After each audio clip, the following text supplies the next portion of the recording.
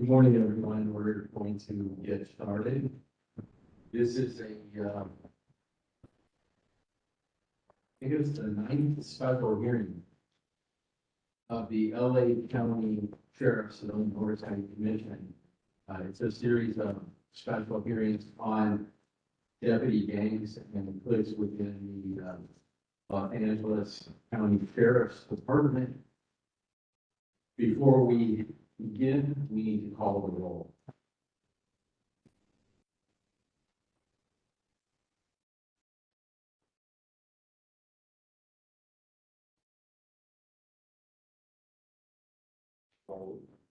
Very perfect. Sheriff Kennedy, Here. Sheriff Norman Hicks, He's absent. Commissioner Honor, present. Commissioner Hagans Cooper, Present. Luis Garcia, Present. Patricia Giggans, Here. Able Sarah here, Hans Johnston, present. Clerk Kennedy, we have forum. Very nice.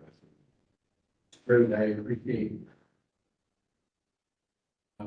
Yeah, we, through our staff, we can't fit everyone here on the main bench, so we have some of our commissioners on the side, but they don't have a microphone they're going to need. Okay, so we're about to begin this. If there's any new business, there's first on the agenda, 1A, report and updates by the commission chair, John Kennedy, and our able special counsel, or actually, I don't have anything to report other than we're going to begin this special hearing. Mr. Villanueva was present in the room. Thank you for being here. And or do you want to make any remarks before we begin? No, I think we would, we'd like to commence with the witness as long as he's here. Okay. 1B says the issuance or ratification of subpoenas. Mr. Villanueva was subpoenaed long ago and did not appear, but he has chosen to appear today. So I don't think we need to issue or ratify any subpoenas because they were already issued. I will note that the former under Sheriff Timothy Tommy was also subpoenaed and failed to appear in the past, and was asked to appear today with Mr. Villanueva, who is present, and former under Sheriff Tommy is not here. We'll see him. Or maybe you have more information about that. But I think we should begin with testimony, so I'm going to turn it over to you. Sheriff, let me just say that, Yes. included with the, witness, status, the innocent board of subpoena perspective. Okay. Our first witness is Alex Villanueva.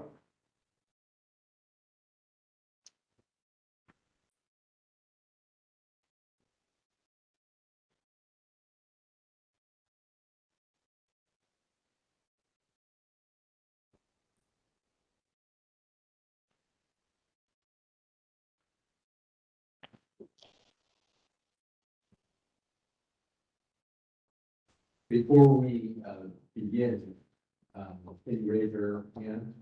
Do you solemnly state under penalty of perjury that the testimony that you will give in this matter shall be the truth, the whole truth, and nothing but the truth? Can you state and spell your name for the record? Alex Villanueva, be the Victor ILLANUV. Good morning, sir. Welcome to the Civilian Oversight Commission special hearing. I've been trying to meet you since March of 2022. Sir, I heard your lawyers on television say that if the COC wanted to hear your testimony, they should have invited you. I want to show you an exhibit we're going to mark as via Exhibit 1, a March 25th, 22 letter from me to you. Can we put up Exhibit 1, please? Well, this is a question your format. So he's gonna ask you a question that you can, okay, answer all, what did you get it up for? Hey, since you guys have spent so many, these special hearings back with me for hours and hours, and I think you should afford me the opportunity to give it over to Mike before you can sit and start your question. Well, the problem is that you are one of many witnesses who testified before this commission. And none of those witnesses gave us what the statement, so we're just gonna treat them that way. And they're going into the bathroom just to get the evidence regarding whether there are deputy gangs within the sheriff department impact on the local community. Go ahead, Bert. So I was calling your attention to the exhibit number 1. I've given you an exhibit book. If you open it, you can see that. It'll also be on the big board here.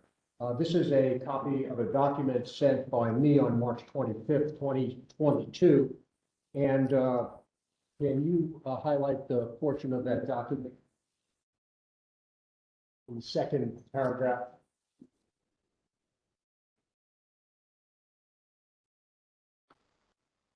Because of my belief, well, why don't you read it into the record, sir? I'll make it easier and faster for everybody.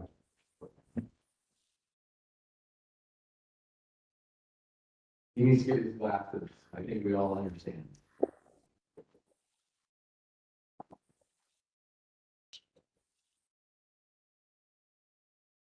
But the paragraph, because of my belief, Yes, please, sir, into the record, if you would. here, because of my belief that you and we share common goals of ensuring effective and lawful policing, so that the residents of Los Angeles County can have high confidence that the LSD and its deputies operate consistent with law.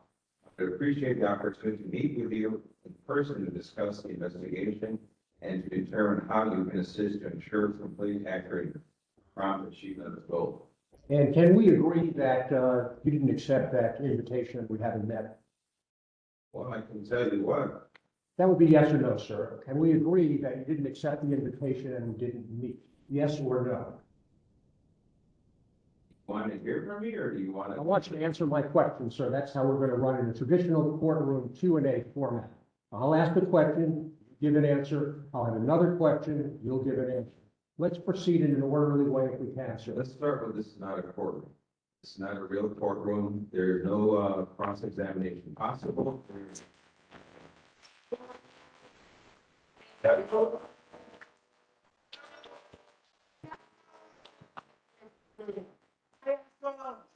Van Dietel's hat, Alex. Van Dietel's hat.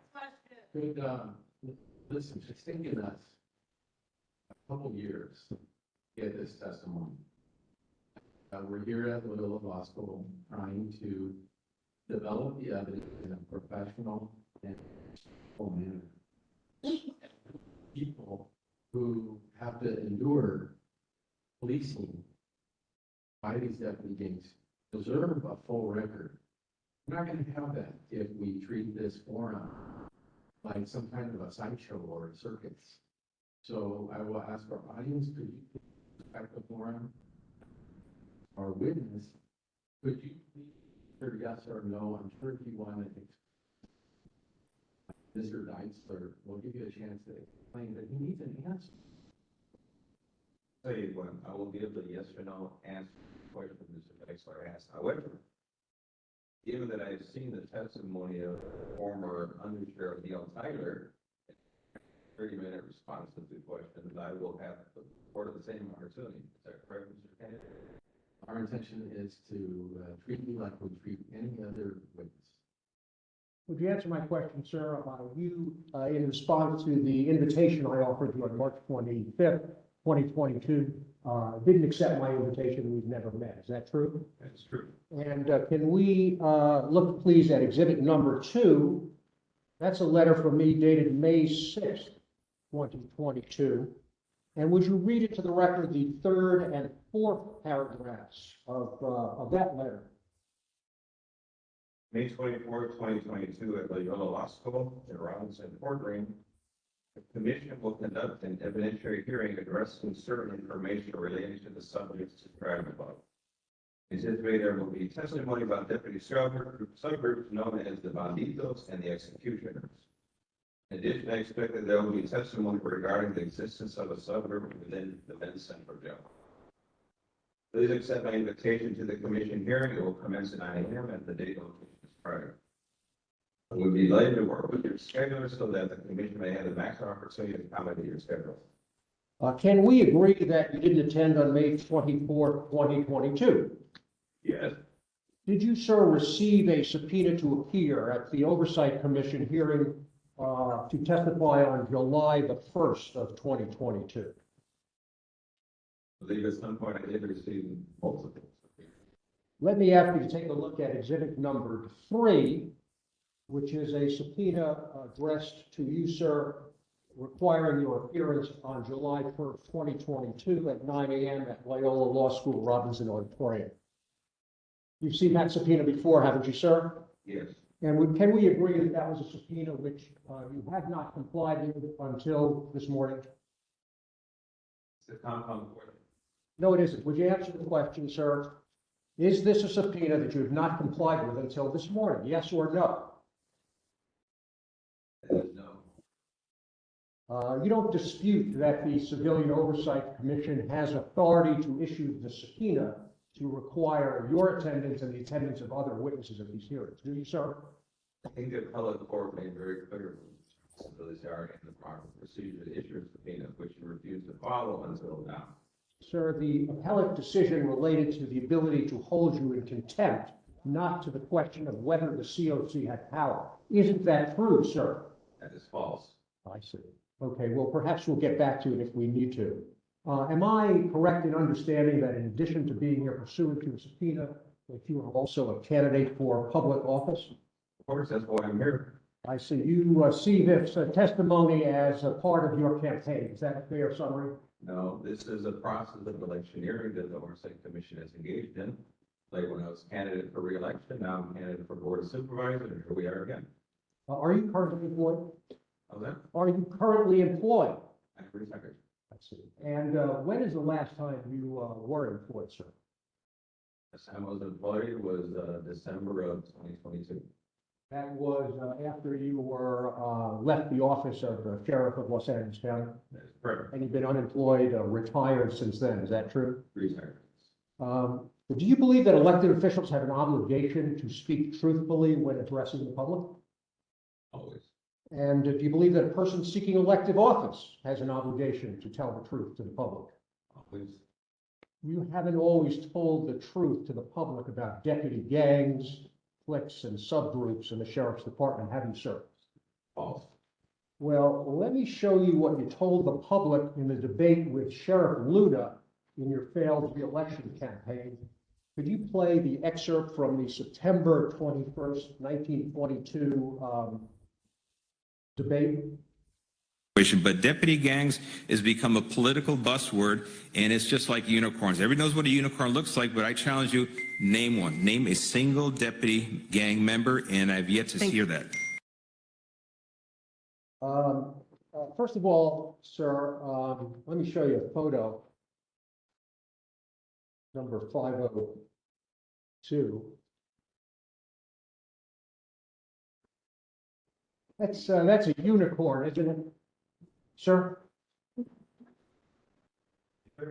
Let me ask you to take a look at 503. And that's a caveman, isn't it, sir? That's a caveman, isn't it, sir? Retired under Sheriff level. Retired honorably. He disparaged and defamed him, referring to him by the name of a tattoo.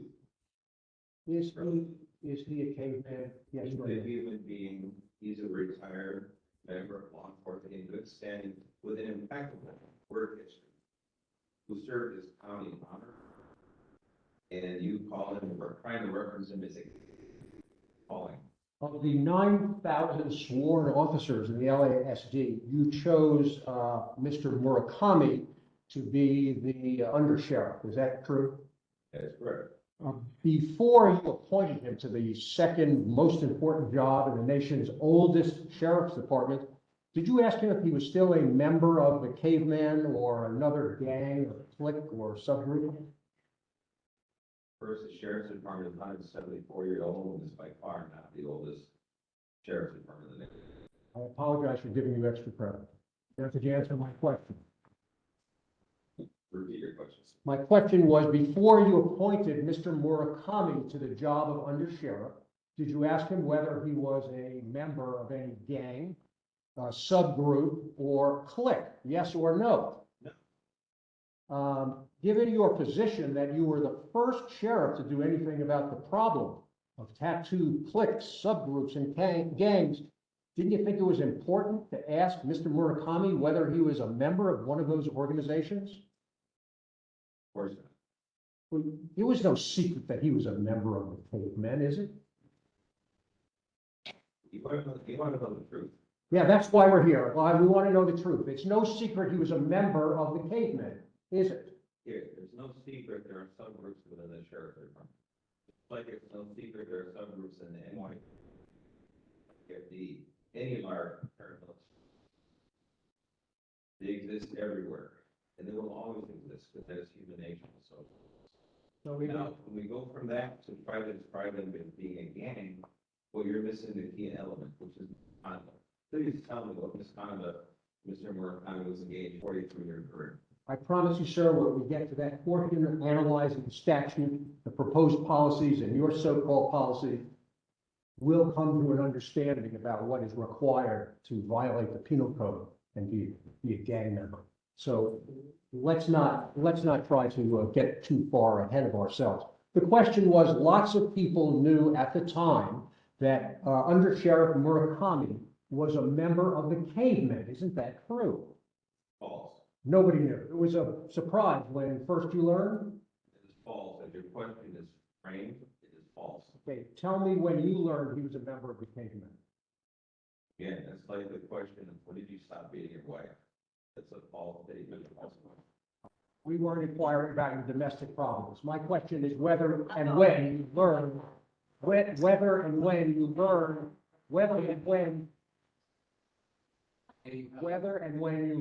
Mr. Murakami was a caveman. Put it this way. I know he is a deputy sheriff. I hired him as already been in office for 40 plus years at the time, with a remarkable career, overcoming adversity, overcoming the corruption of the Paulson and Ibaka regime, and market himself for his integrity, his honesty.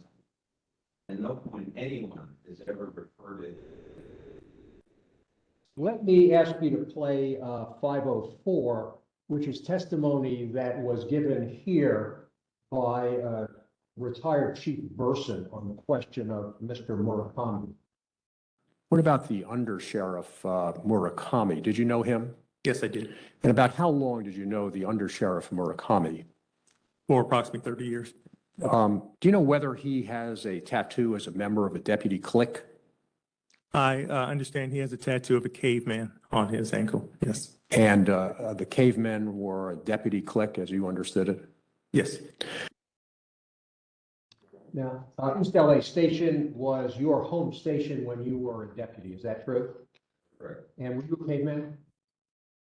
Excuse me? Were you a member of the cavemen? Remember the sheriff's department, LA Sheriff's Station. Were you a member of the cavemen clique? Okay, were you invited to become one? No. You understood that membership in deputy cliques is by invitation only, is that true? It could be whatever it is. But you don't know whether it's open season, anybody can join a deputy clique and get a tattoo if they wish? This hasn't come to your attention before today? Maybe you should have asked that question of my attorney. Would you answer my question, sir? But My question quite simply is, did you understand that deputy clique membership was by invitation only? Yes or no? You had the impression that anybody could join a deputy clique and get a tattoo if they wished. Is that fair? I'll say this. across the history of the sheriff's department going back 50 years, we can say that these subgroups exist, have always existed in one way or another, formally, informally, across time. At the very beginning, 70 or 50 years ago, there were not a whole lot of women in law enforcement, especially in patrol, as there are today. Things change. Same thing happens with these subgroups, because I know you like to refer to them as exclusionary subgroups. But exactly how diverse was the department in 1970 or 1980? Times change, departments change, personnel change, and the whole issue about subgroups is a very informal process and enforced over time. Does not make it a criminal conspiracy to try to paint. So things change over time. You strike me as a subscriber to the Los Angeles Times. Is that correct? I think it's surprising, yes. And do you read the hard copy or do you read the online version? I would not want to waste time with a hard copy. Well, let me give you the opportunity to do that. This morning's Los Angeles Times front page has a headline that says, "Fight at Bowling Alley Exposes Another Alleged Deputy Gang." And let me, by my approach, give you the chance to think of the hard copy of Los Angeles Times. I heard that article. And could we put it up? Oh, good, thank you. The article describes a bunch of tattooed deputies celebrating a promotion by beating up teenagers, flashing guns, taunting them, directing homophobic slurs at them. You read all of that in the newspaper, did you not, sir? I read that. And this occurred in February of 2020, is that right? Well, take a look at the newspaper and see whether it provides that. I believe it says February 2022. It does.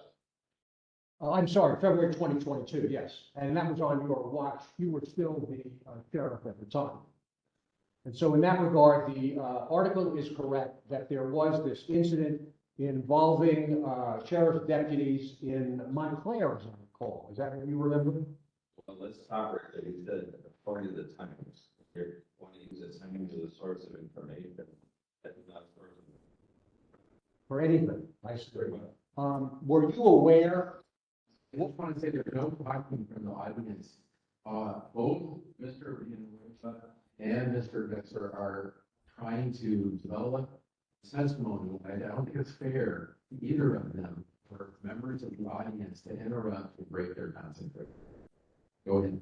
Accepting for the moment as true the article which describes the behavior, would you agree that's the behavior of a deputy gang? No.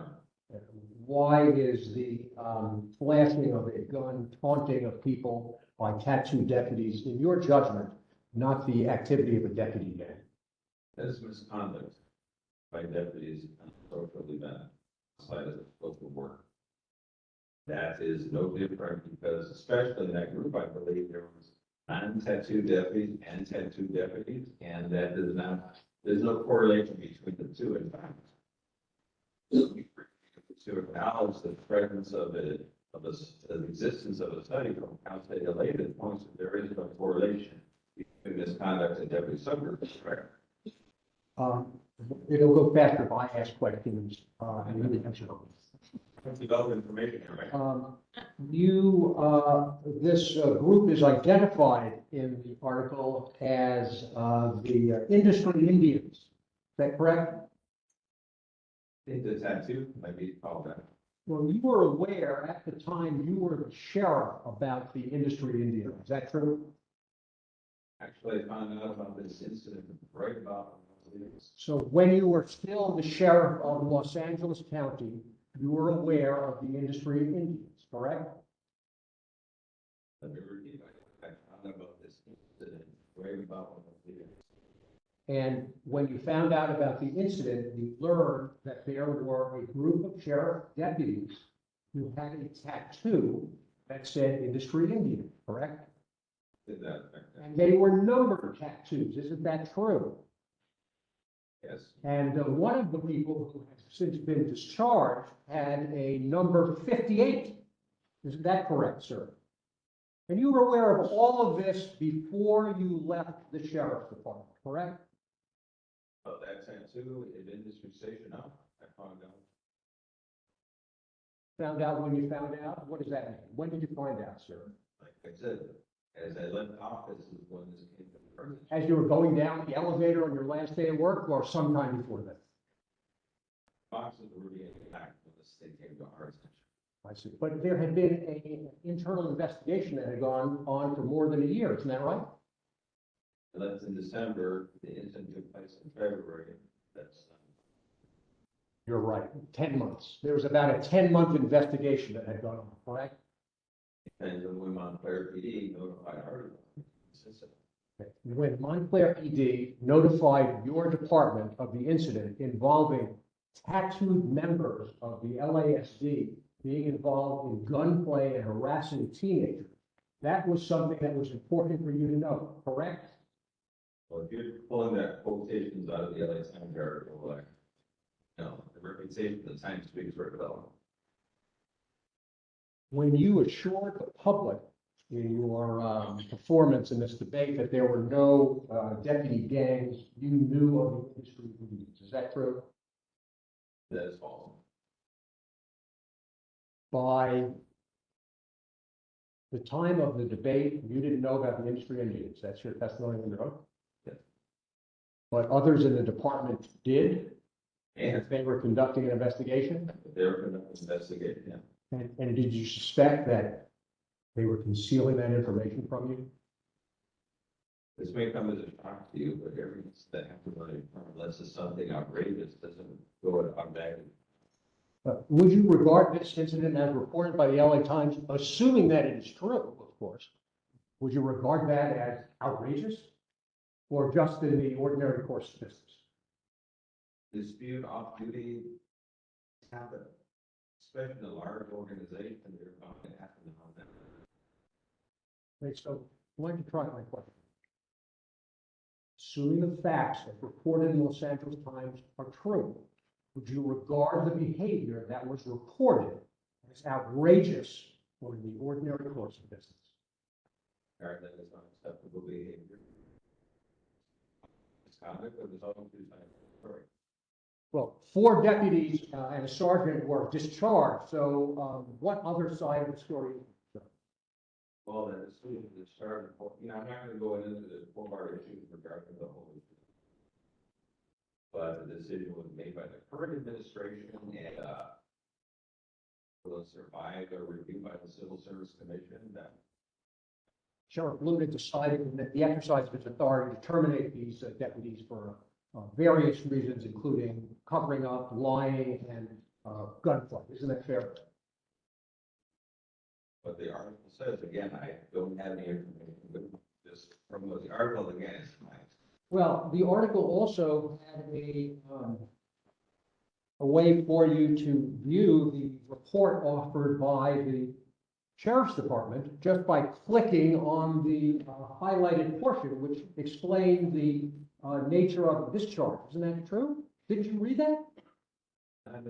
You weren't concerned enough about an event that occurred on your watch that led to the discharge of 2 sergeants and deputies to follow through and read the report in the Los Angeles Times? Didn't matter to you. You moved on when you're running for the Board of Supervisors. Is that true? The statement or I'm asking you a question. You didn't worry about it because you've left one job and now you're moving on to be elected to the Board of Supervisors. You hope. well, my concern, obviously, I don't have enough information to form an opinion, and you're giving it's a piece of information, so they're really aggressive. Before you were sworn in on December the 3rd, 2018 as sheriff, you knew the East LA station was kind of bad news, right? Go ahead. You were aware that the then chief and now under Sheriff Tardy has admitted before this commission that the banditos who operated out of the East LA station met the penal code definition of a law enforcement gang, correct? That was their plan. Well, you understood Chief Tardy, and now under Sheriff Tardy's testimony here in which she identified and acknowledged that the Bandidos met the statutory definition of a deputy gang, correct? I understand that, now under Sheriff Carter came here to audition, to play their role for then candidate Robert Lewin. That's But you didn't learn that she acknowledged that the Bandidos were a deputy gang? This is the first you've heard. I heard her testimony. She made that claim.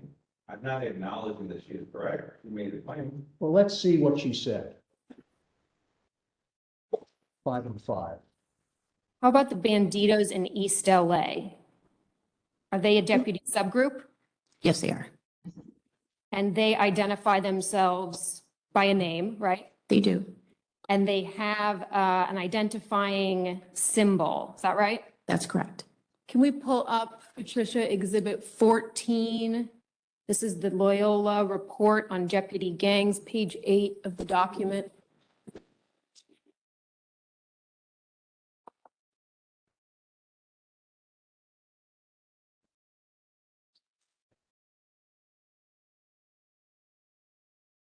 We could zoom in there. Is that image on the left, the symbol that the Bandidos out of East LA associate themselves with?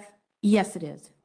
Are you aware of any Bandito having violated department policy or any fundamental principle of professional policing? Yes. What are those violations?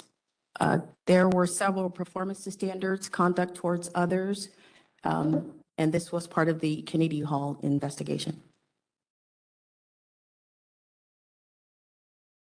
So if I understand correctly, we have the Bandidos who identify themselves by a name and have an identifying symbol, which we're looking at, and have violated department policy in connection with the Kennedy Hall incident. And so explain to me again how that does not qualify as a law enforcement gang. That's the term that I use as subgroups, and I know it's been used here today several times. So I understand it's your preferred term, but we talked about there being 3 different factors that would establish a law enforcement gang. And from the description you just gave, the Bandidos satisfy all 3 of them. So my question is, why is it not? Why are the Bandidos not a law enforcement gang? according to 13670 PC, that is the definition. Correct. Now, when you learn that, well, you had made a party chief during your tenure, is that true? When you learned that Chief Tardy, he was the chief of standards? No. What was he the chief of? Central Patrol. Oh, Central Patrol, of course. When you learned that the person that you had put in charge as a chief of Central Patrol had testified under oath that the Bandidos met the definition of a law enforcement gang, what did you do to act immediately to eliminate the Bandidos?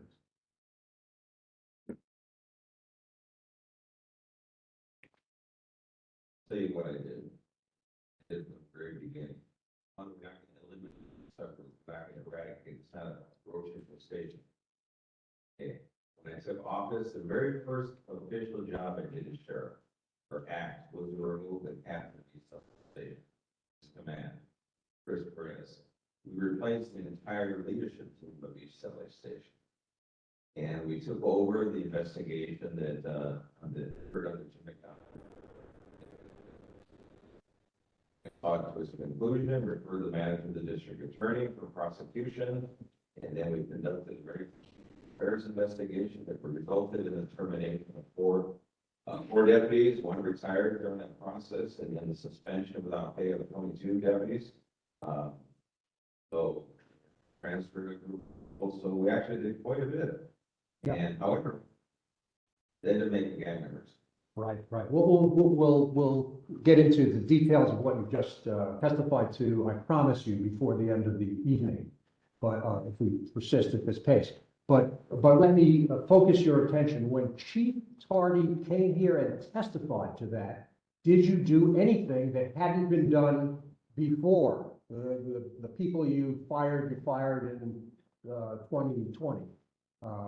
Did you do anything in response to your chief of Central Command testifying under oath that this was a group of gang members? Yes or no? We elected not to touch the matter only because it became a hot political potato that you guys were eager to jump on if I did anything regarding her testimony, which I believe was false. So you were aware of the testimony, you knew it was important to the commission and perhaps to the public, and you chose to do nothing. Is that fair? What did I get wrong? Who are you kidding here, Mr. Counsel? Who are you kidding? While I was trying to actually assert my rights to challenge unlawful subpoenas, you guys piled on more subpoenas after more subpoenas, but not even letting the whole case go through the proper process to the very end, which you ended up losing everything. Established a two-step process to issue a proper subpoena. Then you chose to then run around, or not you, commission here, oh my God, these defying subpoenas, these are the ignoring the fact that we sat down with this ad hoc committee on this very issue. I've been speaking to the commission. I've been testified under oath to the Inspector General on this very issue. But you're all presenting this whole story about somehow we're hiding something. There's nothing about hiding. The position of sheriff and every decision I make is obviously fraught with liability no matter which way we go. Best path forward with the best information. So really back to my question, if you don't mind. Am I correct that in response to Sheriff Hardy's testimony under oath, calling the Bandidos gang members, that you did nothing? Yes or no? Let them not to do anything with what for their testimony. Thank you. We've seen a unicorn and a caveman. We've heard about industry Indians. Did you ever see any Grim Reapers in the LASD? I never examined anyone's tattoo. Whether you examined their tattoo or not, you knew there were Grim Reapers in the LASD, correct? False. Well, your first chief of staff was a Grim Reaper, wasn't He's the deputy sheriff. he? He was a Grim Reaper, correct? He was the deputy sheriff. Can we play number 506, which is the testimony of Mr. Del? Grim Reapers. Thank you. Mr. Foreman?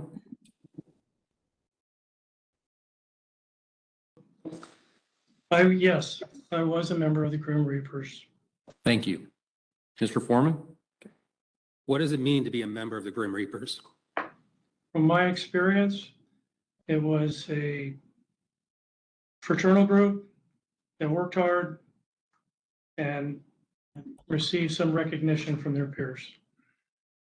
Why was it called the Grim Reapers? I don't know. I didn't create the name. Is there a tattoo associated with the deputy clique, the Grim Reapers? I believe there is. What is that tattoo? The Grim Reaper. Okay, that's the figure of death with the hood and the skull and the scythe. That's the Correct. figure? Okay. Are the tattoos numbered, individually numbered by the I believe deputies?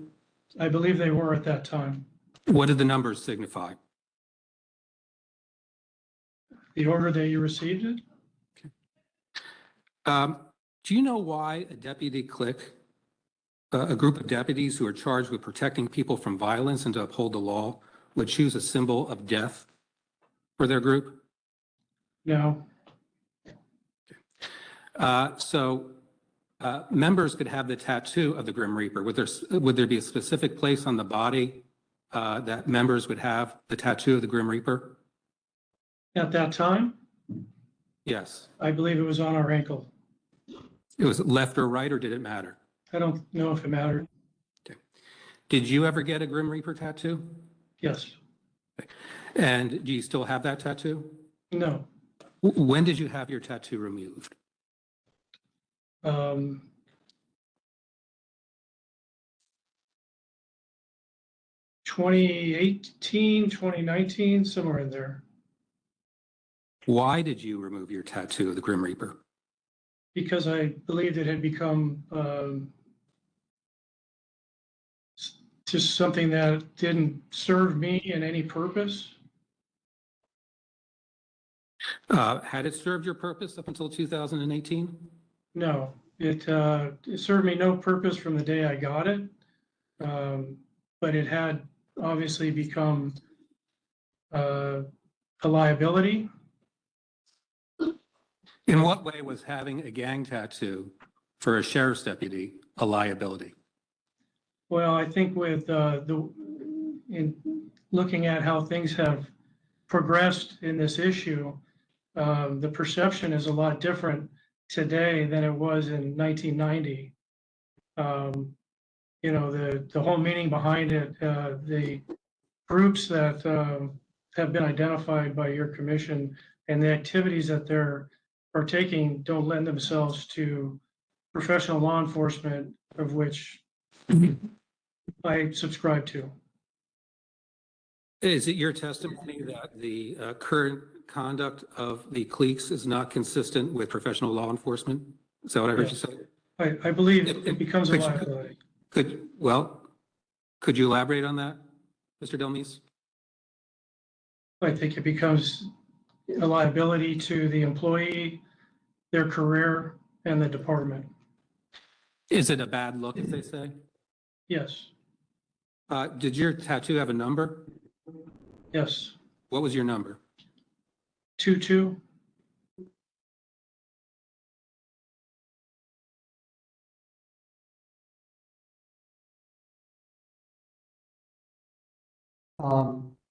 So when you heard your former chief of staff testify about having been a Grim Reaper, number 22, what did you do upon seeing, hearing that to get at the question of whether the Grim Reapers were a group of deputies acting contrary to good policing standards? What'd you do? This is I'm a dummy, so try to help. tattoos from subgroups are a point in time in a given place. For Reaper tattoo, the next stage was no longer exist. 1990, maybe to the 2000 or so. And that's it.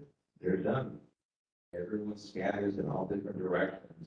It is not this conspiracy of a group of deputies who are actually criminal acts against. How do you know that, sir, if you didn't conduct an investigation across the department to find that out? How do you know that? Real simple, because we investigate misconduct. If we don't have an allegation of misconduct, there's nothing to investigate. You know how that works, right? In employment law. We've seen heard about unicorns, cavemen, industry, Indians, Grim Reapers. There's also a group called the Executioners. Is that right? Actually, no, there's not. Let me show you a tattoo who was worn by Deputy Aldana and by Deputy Jaime Juarez. Show that exhibit 4.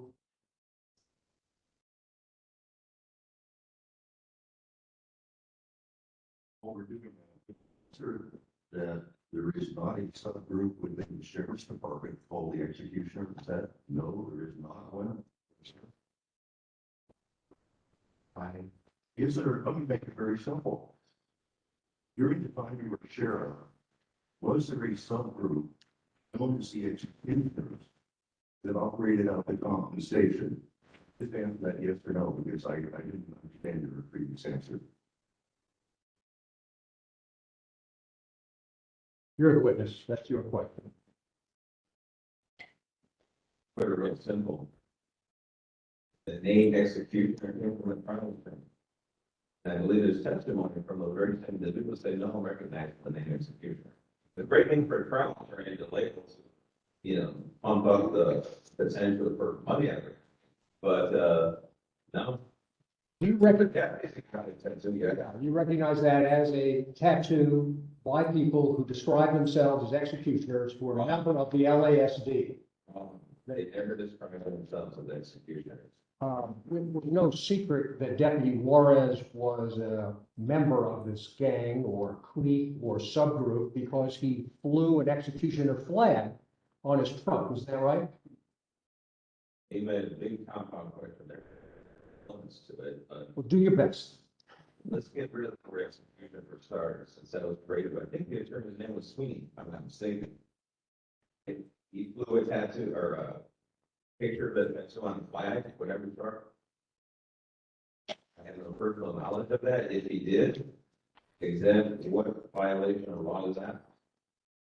You mean, you didn't see the evidence where the flag was placed before the commission for consideration here? Let me give you a chance to see it now then. Let's see if it looks familiar. See that? Okay. That flag on the right? That's an executioner flag, right? No. Again, I get to see anybody put that symbol and put the word executioner on anywhere. Well, you know, Deputy Juarez in a trial in Superior Court admitted he was a member of the executioners and showed his tattoo in open court. You know that, don't you? He never described himself as a executioner. Could you put up Exhibit 6? And start at 125 so we know who the witness is. If you'd like to read along, you can look at it in the book, or you can look at the screen depending on the quality of your eyesight. What's exhibit number? Exhibit number 6, it says FN 06. And it begins by Jaime Juarez being sworn as a witness. You see that? Okay. And then if you go to page 131, well, let me just stop and ask.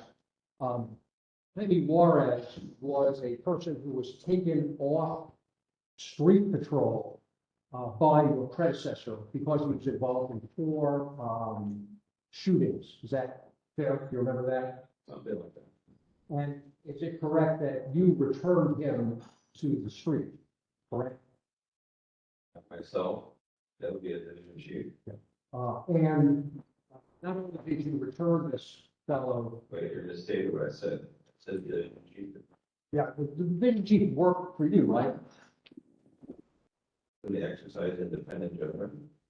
But all decisions ultimately are your decision. You're the person elected countywide who is the sheriff, and everybody works for you, correct? And so the decisions of anybody in the department are ultimately your decisions, correct? I'll delegate for authority. I know delegation of authorities, my question is slightly different. At the end of the day, this is respondeat superior. Responsible for the decisions everything. Okay, and so the decision that was made was to return Juarez to the street, and then the decision was made to promote him to detective. Isn't that right? At some point that happened. On your watch, not just some abstract time. While you were the sheriff of Los Angeles County, this man got to be a detective and was promoted after he was returned to the street, correct? Okay, now let's go back and say, now that we've established that at page 131,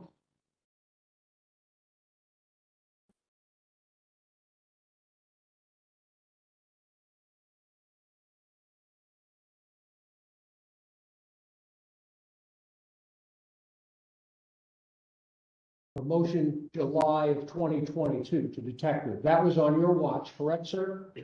Yes. And then let's go to page 130. I'm sorry? Is he ineligible to be promoted? The decision to promote, not everybody who would like to be a detective gets to be promoted to detective, correct? You actually has. It gives it a rank of detective. There's a process. It's by the process approved by the unions and very strict protocol. Placed on a list. From that list of people get selected to be detective. Yes. Some people get selected, but other people don't get selected, right? Well, I can't recall exactly what the order is. If it's on the list or if it's on the order on the list. But if you're placed on the list, you met all the minimum criteria to be promoted, and whether or not you had a tattoo, it's not part of the criteria. That I am quite sure, but my question is, some people become promoted to detectives and some people don't, even though they're on the rankings, correct? Yes, some people don't make it. Right.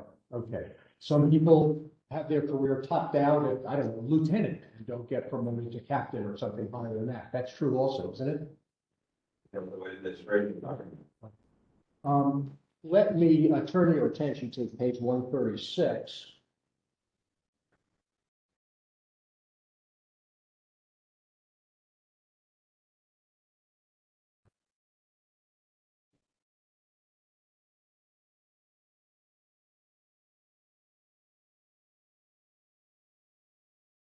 And can you describe to me the image that's depicted inside the concentric circles on the flag, which you testified that you purchased? It's a skeleton with a helmet holding a rifle. Is this consistent with the tattoo you have on your body? It is. Where do you have that tattoo on your body? My right calf area. Would you please show it to the jury? Answer yes.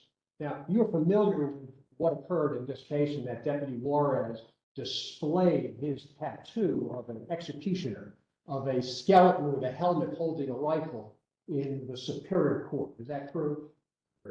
Yeah.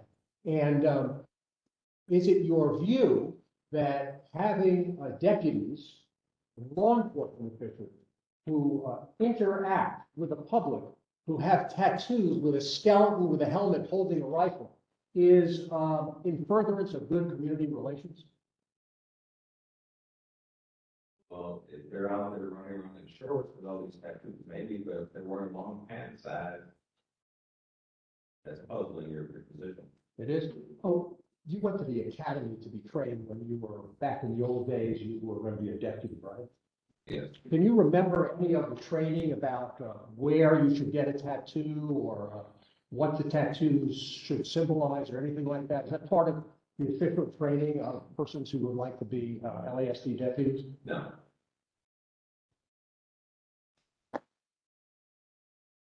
Let's turn to 137.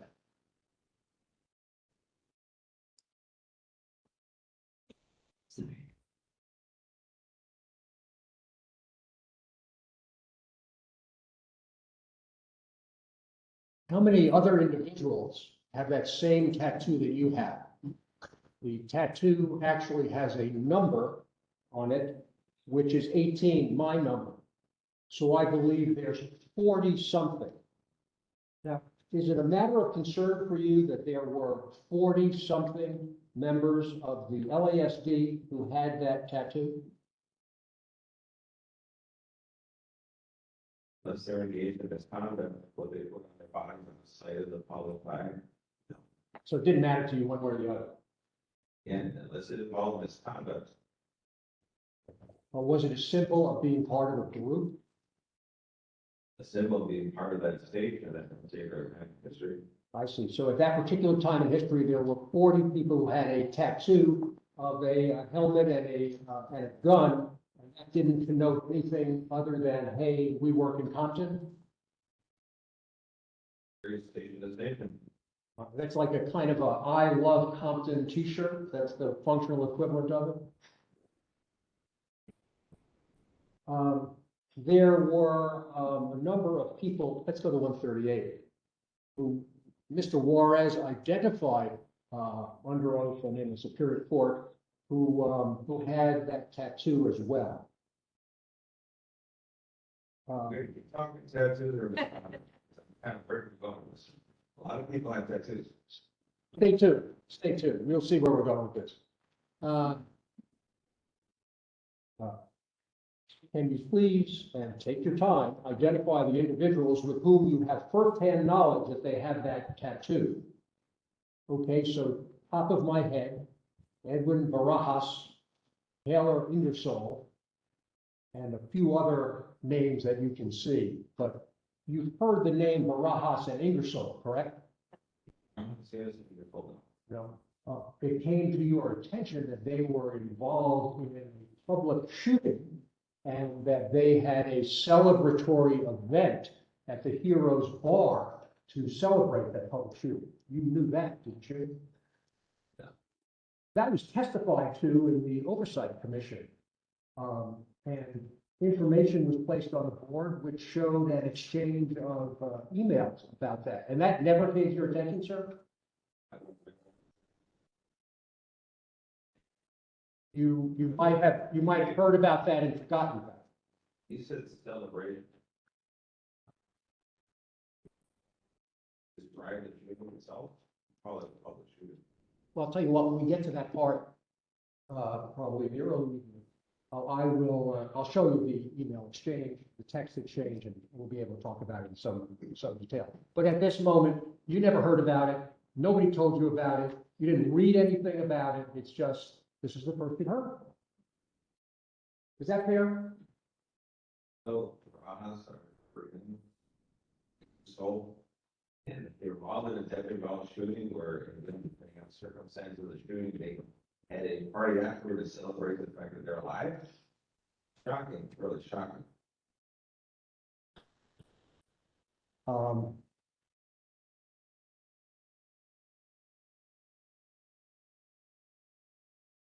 Did you learn about the process that Deputy Juarez or Detective Juarez testified to about how members were able to get tattoos? Remember the deputy sheriff? Yeah, deputy sheriffs. I don't know where they work, but deputy sheriffs were able to get executioner tattoos. Pretty sure they got a tattoo. I doubt that they called it execution tattoo. Let me ask you to take a look at page 139, which continues to be Detective Juarez's testimony. Is there a voting process for determining who gets to put that tattoo on their body? I wouldn't consider it a voting process, no. What is the deliberative process for who gets that tattoo? So the deputies that work patrol, these deputies that are assigned to patrol, they would round table. What does round table mean in the lexicon of the LASD about the selection of someone who's worthy of a tattoo? How did that work? Never been part of such a roundtable discussion, but it come as a shock to you that if your leaders at the rank of deputy decide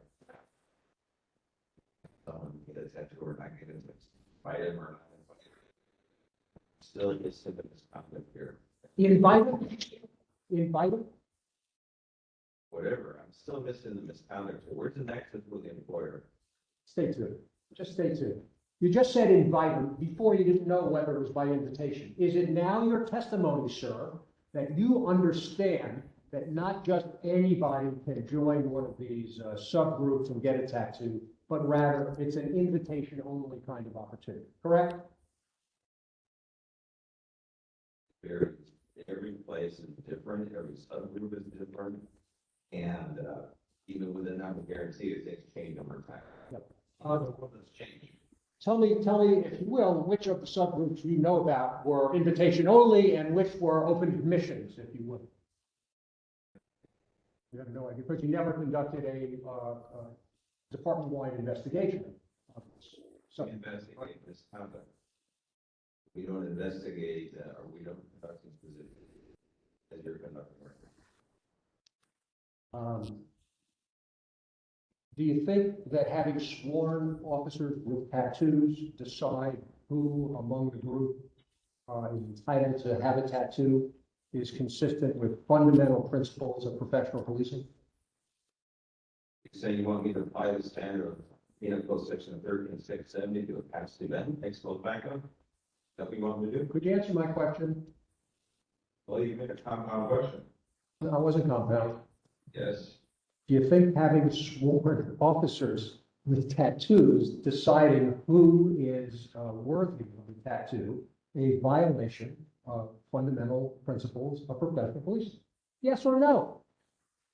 No, yes or no. Because you're taking the language out of 13670, you have no ulterior motive in this line of questioning, and it's getting really kind of hard. Pointless. It is. Well, I'm going to do the best I can through the rest of the day. Could you answer my question? If there's no involvement of misconduct, how deputies interact among each other, as long as they're not harming each other, which is the point of my policy, then with the employer has those points to get involved. I see. So a discriminatory group that decides, say, based upon a race or ethnicity, to invite people to join that group doesn't violate fundamental principles of professional policing, correct? Unless there's something more, shooting, harassment of citizens. Is that your understanding of the penal code? Understanding of the, actually, what will survive the constitutional muster is that my policy will sustain a challenge. Because it involves prohibiting any group forming or joining that harms other people, be it employees or members of the public. That works. That we can investigate, that we can sink our teeth into it. Anything outside of that, we're on thin ice, very thin ice. I promise you, before you leave, you're going to have a deep dive into the constitutionality of the various proposals and a deep dive into whether your policy is a serious public health. So stay tuned. I give all the commissioner members the decision, county council from 2014, the ones that complained you couldn't get your hands on, is sitting right in front of Oh, you. no. I have all the copies of 2014, and you know what we're going to do? I'm going to go through it line by line with you. And then I'm going to ask you about 2021, okay? Stay tuned. We're going to go in a systematic way. I promise you, you're going to have the opportunity to talk about all these things, and so will I. Let me go back to Mr. Delmise. Before you made Mr. Delmise the chief of staff, did you ask him whether he was a tattooed member of a gang, clique, or a subgroup? No, You didn't think it was important, correct? that's inappropriate. So you thought about it, maybe I should ask, and then, no, that would be wrong of me to do. Is that correct? That's wrong. So explain to me why you didn't ask a well-known Grim Reaper, number 22, whether he was a member of this subgroup or clique or gang. Larry Delmise retired honorably from the department. Lengthy history, impeccable, not accused of or wasn't fired from the department, wasn't faced any criminal prosecution. He's a deputy sheriff. He's not a Grim Reaper. If you want to describe a tattoo as somehow the person becomes a tattoo, well, that's on you. But I think that's just dishonest. Your production, 50 years of deputy gangs, which is probably 50 years of deputy tattoos, will make a great coffee table. But we're dealing with facts here. We're dealing with, when I make decisions to promote someone, what they have the ink on their body, because I know there's a certain percentage of the department that has ink in the past. It's not as popular today as it was 20, 30 years ago. How do you know that? Oh, I know very well. How? Tell me how. What's the methodology? Real simple. If you bother to read the rent study and understand math, you'd understand, the problem is actually disappearing. Because it's less popular, there's more litigation, there's more liability attached to it, but at the same time, tattoos themselves are getting more and more prevalent throughout the department. So you believe the RAND study was valuable, correct? It was a waste of time. So you relied on something that is a waste of time to establish the fact that tattoos are no longer popular? Do I understand that correctly? Actually, I gave all the commissioners a bunch of documents, some which they've never seen before. You guys will have the opportunity to dissect. If you go to the rant study and the intro, which is X15 with that 14, I think, in Roman numerals, go to the very bottom of the page and they give a little math riddle. Interviewed so many people responded to our survey. Of those, 16% said they were invited to have a tattoo. And then they go on to say an important thing in the last 5 years. Oh, geez. We went all the way there. We didn't bother asking questions like divided between administrations, or maybe how about more than 5 years ago, more than 10 years ago, to get some chronological nature. They could have actually ended the conversation right there, but the rant study was done to provide only one thing: leverage for the LA Times and the critics to say, oh my God, the problem is growing. No, it's actually shrinking in size. Those folks at RAND are a bunch of idiots and they don't know what they're doing. That's up here somewhere, right? No, they know what they're doing. And the sad thing is they got a $1.5 million tax giveaway, property tax. And so, which they didn't mention in their study when it's supposed to. Okay, well, thanks for that update. Let me ask you, Just a note for the record, Brad study did find that the number of intakes within the sheriff's department was actually increasing. Apparently, Mr. Maloney did not read that part. Well, I read the part very well, Mr. Bonner, and if you follow the math, they elected not to determine that when they had the ability and they had the means and they shied away from it. right, Mr. Villanueva, let me return you to the subject matter of the Grim Reapers. One of the first acts that you sought to do, indeed, even before you became the sheriff of Los Angeles County, was to try to restore Carl Mandoya to the LASD. Is that true? Yes. He had been terminated because of abusive behavior toward a female colleague, to put it as gently as I can. Is that fair? That is the allegation. Yeah. And you knew he was a Grim Reaper, right? At one point, I learned, yes, And when did you learn that? while back, I can't remember. Well, did you ask whether he was a Grim Reaper before you tried to use all of your power and influence to have him restored to the LASD from which he had been discharged for cause? It was a no. He was a tattooed, he had a tattoo of the Grim. He was a deputy sheriff. Do you think a message of zero tolerance for subgroups, cliques, and gangs was advanced by having 3 of your chosen leaders to be known members of the tattooed cliques? If you subpoena Mr. Luna and ask him that very same question, since he has so many known executive staff. So I appreciate the suggestion, but how about if you answer my question? Well, you need to ask. I can only have you, sir, testify about what you did before you. Subpoena for Mr. McDonald and Mr. Luna. That's subpoena forthcoming. The format is that you're going to answer the special counsel's questions, and whether we have other witnesses is really for this commission to decide. Go ahead. Do you think it advanced a message of zero tolerance for subgroups, cliques, and gangs to have 3 of your chosen leaders to be known tattooed clique members? Yes or no? Mr. Devlin. What's the Real hard part? simple. What's the hard part? Because if they're a member of a subgroup and they had a tattoo 30 years ago and they have exemplary service, am I gonna somehow just dismiss them, pretend they don't exist, or even worse, deny them a promotion because of a tattoo they got 3 decades ago? You know how that's gonna work out when they file that claim? So I'm pretty sure plenty of attorneys will be more than happy to jump on that. So you knew that these folks had tattoos, and you knew that the tattoos were from a period long past, and you knew that they had resigned from these cliques? I don't ask people if they have tattoos or not. I go by what their work history is, what their reputation is. And that does not involve what ink they have on their body.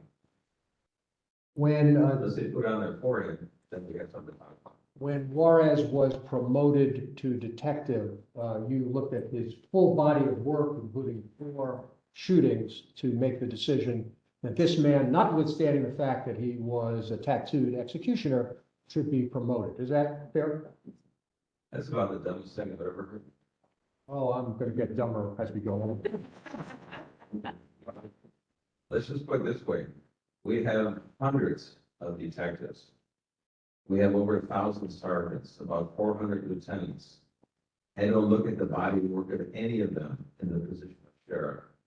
That's where the delegation of authority, the people under my command.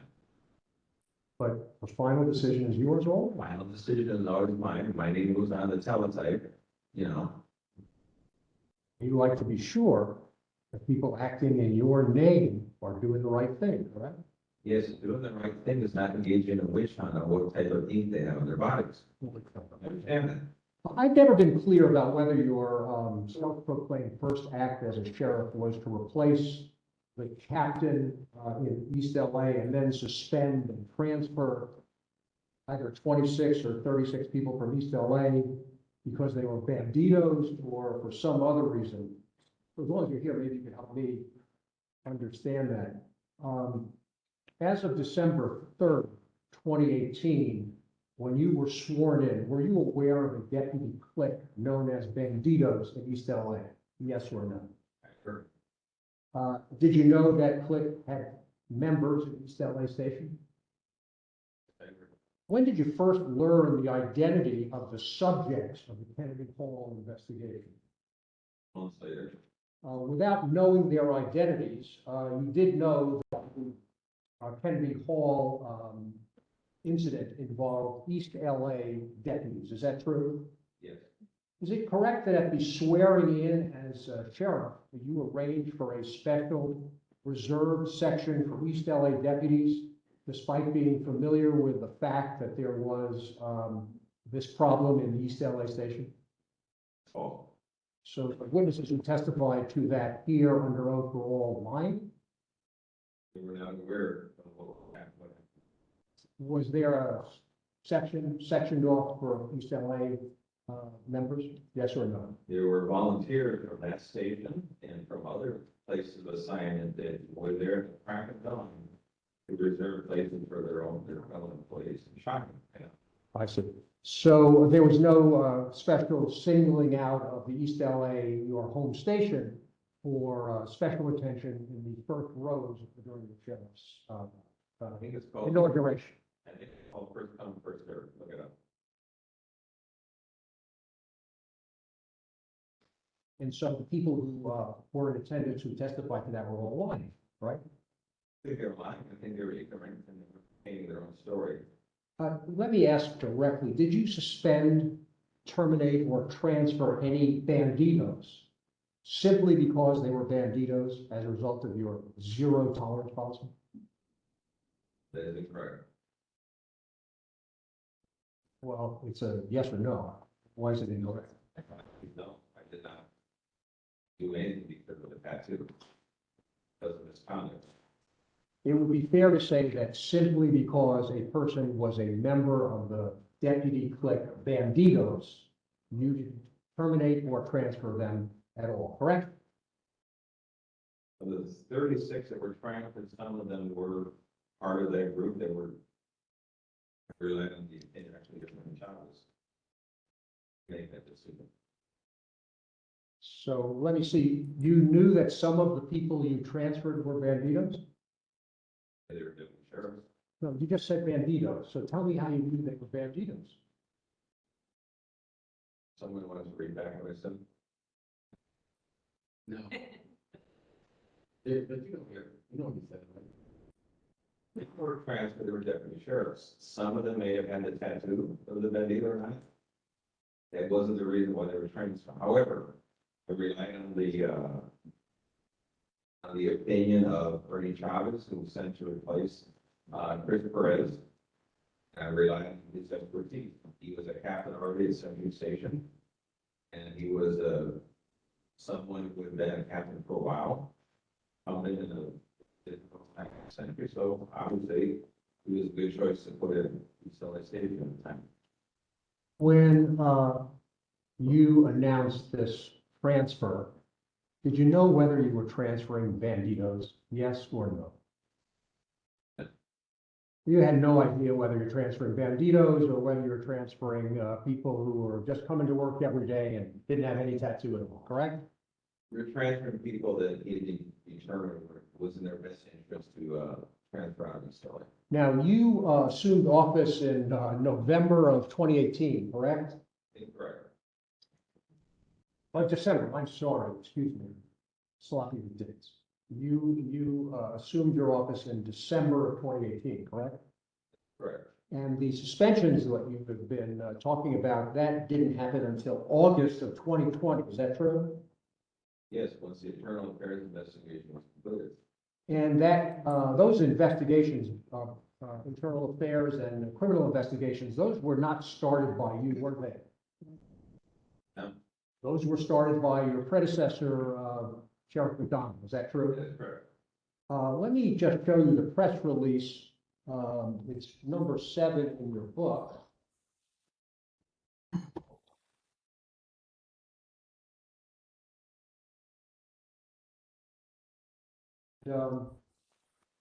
That's your announcement on August 13th, 2020, that 26 employees were receiving letters of intent to suspend or terminate as a result of the September 2018 involvement in Kennedy Hall. Is that true? That's correct. So you said the first thing that you did as sheriff was transfer the leadership, and that was Captain Perez. Did you transfer in December of 2018 anyone besides Captain Perez, or did you wait until August of 2020 to make this transfer? We transferred the captain, the operations lieutenant, the training sergeant. I think there was a handful of sergeants and lieutenants in addition to the captain. And were those transfers voluntary or involuntary? Those are involuntary. So those people were, as you would say in the department, overnighted? Yes. And so the witnesses who have testified here who contradict that are lying, correct? That's correct. Okay, they're liars. There was this criminal investigation that was overseen by then Captain Burson. Is that true? Yes. And he in turn was overseen by Chief Gooden. Is that correct? Yes. And they continued in their way until you relieved Chief Gooden of his responsibility, correct? Yes. And then you promoted Burson to position of chief. Is that true? Let me show you what you told the public in the debate regarding the treatment that you did of the Kennedy Hall beatdown, number 508.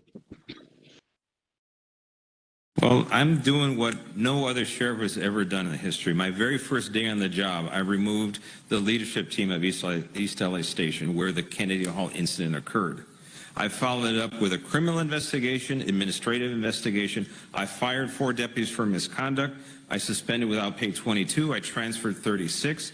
I created a policy and implemented the policy in February of 2020. So let me see whether what you just told the public there was true. You followed it up with a criminal investigation. There already was a criminal investigation, wasn't there? It just started.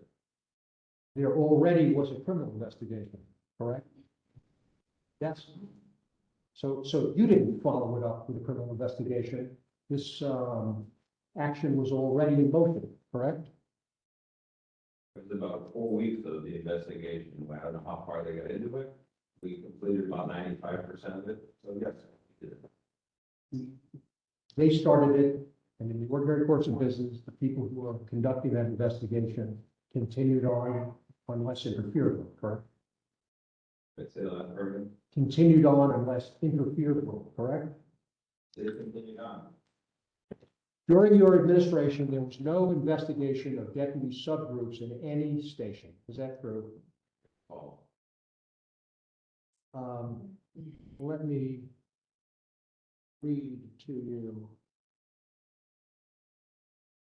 from your sworn testimony before the Office of Independent, the OIG, page 27, line 9 through 15.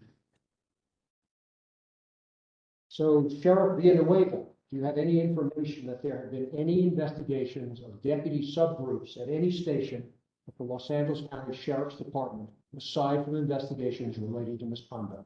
Answer, during my administration, there has not been any general investigation of the department. That was truthful testimony then, and it's truthful testimony now, correct? During your administration, there was not any general investigation of the department, correct? Chief Matt Bertson announced that he's going to do some big investigation on his own bullying. And never completed that.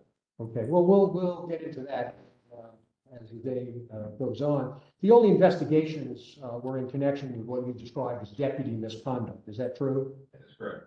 Your press release announced a zero tolerance policy regarding deputy gangs and cliques. Is that right? The last part. I did. Yes. What part did I miss? This content part. Let me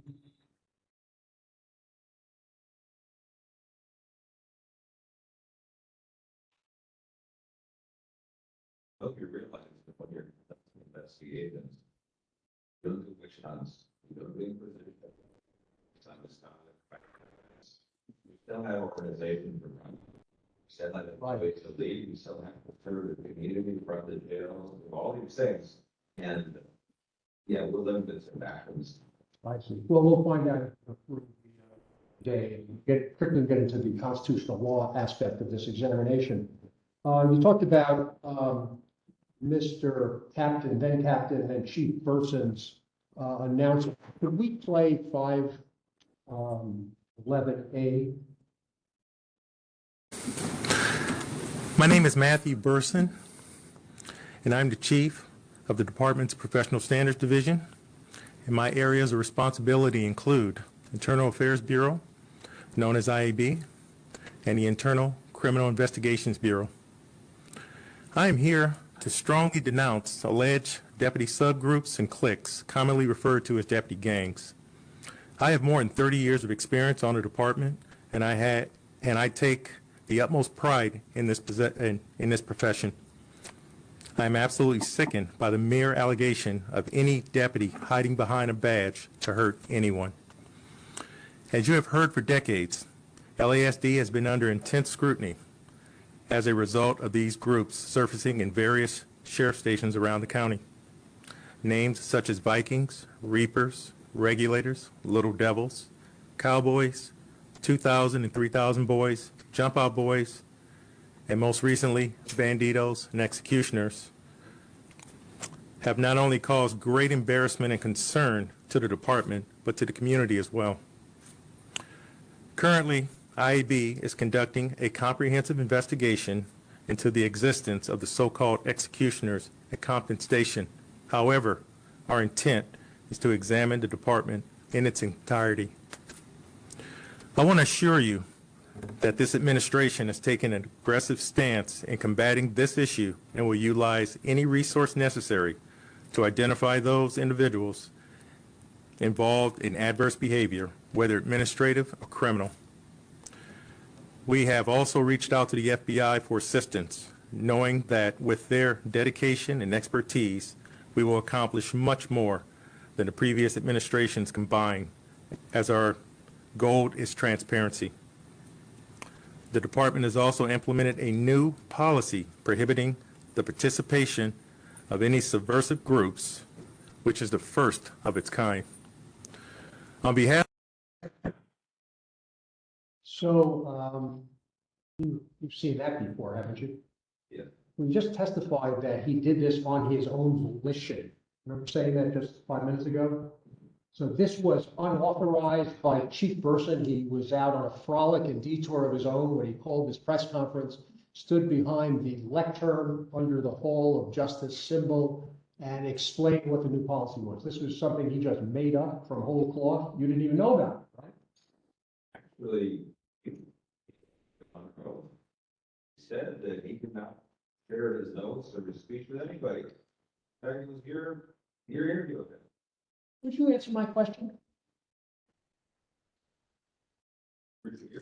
Did you know before he was going to announce this policy from the lectern in the Hall of Justice that there was going to be this public press announcement of this groundbreaking opportunity that you, as the leader of the department, were going to undertake? You didn't know about that? You were shocked to learn that. Hey, you know what? He spoke out of his language. So you called him into your office and disciplined him. You talked to him and said, Matt, what are you thinking?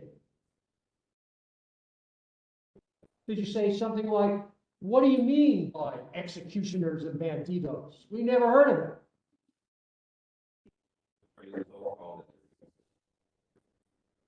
How do you know if you didn't talk to him about it? What was his reason? Because he knows the origin of it. He was announcing a investigation of the entire department to root out these cliques subgroups of gangs. Isn't that what he was saying? Explain. And let me see if I remember this. When somebody acts in the name of the LASD, they're acting under your authority, under your delegation principle that you taught me earlier today. Is that right? Yes. So this was the same as you standing at that lectern under the Hall of Justice logo and announcing this policy, correct? Let's just say I couldn't call them back and say, hey, we're not doing it. But you did something better. That investigation never took place, did it? No, no. Okay, and let's confirm that with Chief Person's testimony. The comprehensive investigation of the entire department that you announced on August 13th, 2020 occur? No. Do you remember announcing to the public after Chief Burson had announced this incredible policy and the broad investigation that in fact no such investigation ever took place? He did not announce the policy, it was our policy. Right. After he announced your policy, did you then tell the same public that actually we're not doing that investigation? Well, at the same time, we were finishing the Kennedy Hall investigation, we already initiated the compensation investigation. So we had two major investigations and the RAND study that been initiated at that time. Fine, but why don't you try my question? My question is pretty precise. Am I correct that fully aware that this comprehensive investigation that had been announced widely and publicly didn't take place was not anything that you ever told the public? Yes or no? I never told the public. Nor did you tell Chief Burstyn to tell the public, correct? That it came out. After there was no policy that was going to be adhered to, you didn't tell the public, you didn't tell Chief Burstyn to tell the public, you didn't tell the under sheriff to tell the public, you hid from the public that the announcement that Chief Burstyn had given in your name was not going to be followed through. Is that fair? So that's the lengthy grandstanding there. So to start with the beginning, there is a policy, we implemented the policy. In fact, we did a whole bunch of things regarding the policy that you've never acknowledged. In fact, you said that he's done nothing. That is very important. And you refuse to acknowledge everything that we've done regarding this issue. The fact that we not only wrote the policy, vetted the policy, went through the meeting for process with the unions, implemented the policy, did a video, had the entire department, all 17,000 employees watch it, had them sign an attestation form that they watched the video, they understand the contents of the policy. And you had that in the policy in your documents, so I gave to each one of them. And yet you said that I've done nothing, really? And then that is policy, and it's in effect. In fact, it's the same policy in effect today that the now Sheriff Luna apparently is using to investigate the case involving this bowling alley, whatever thing was. Imagine that. So I appreciate that, but that wasn't really what I asked you. So this will go faster if you can find your answers to the questions that I asked, unless you'd like to spend a couple of days here. I don't think you do. So am I correct that having made this loud public announcement of a comprehensive policy, and you are having full knowledge that that policy that was announced, this comprehensive investigation, was not going to be undertaken, was not undertaken, that you never told the public that what Chief Burstyn had said on that occasion was not the policy of the department? Did you ever say that, yes or no? Let's talk about your policy so that we can all have the benefit of really digging into it, if that's okay with you. Your policy wasn't a zero tolerance policy of subgroups and cliques standing alone, was it? That's unconstitutional. Well, we'll see. I promise you. It was perfectly open. I'm sorry? It's being unconstitutional. I promise you we're going to we're going to see what you know about the Constitution. It was perfectly okay under your policy for a department employee to belong to the executioners, the banditos, the cavemen, the grim reapers, so long as they didn't engage in additional misconduct. Is that right? What they chose to adorn their body with, what type of bait, I could care less, as long as they followed the policy and treated everyone equally, so the employees and the public.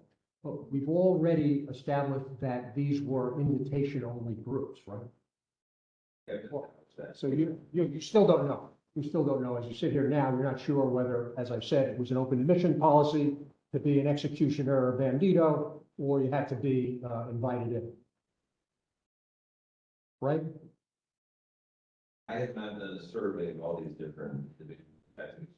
Read Juarez's testimony about the round table. Remember seeing that?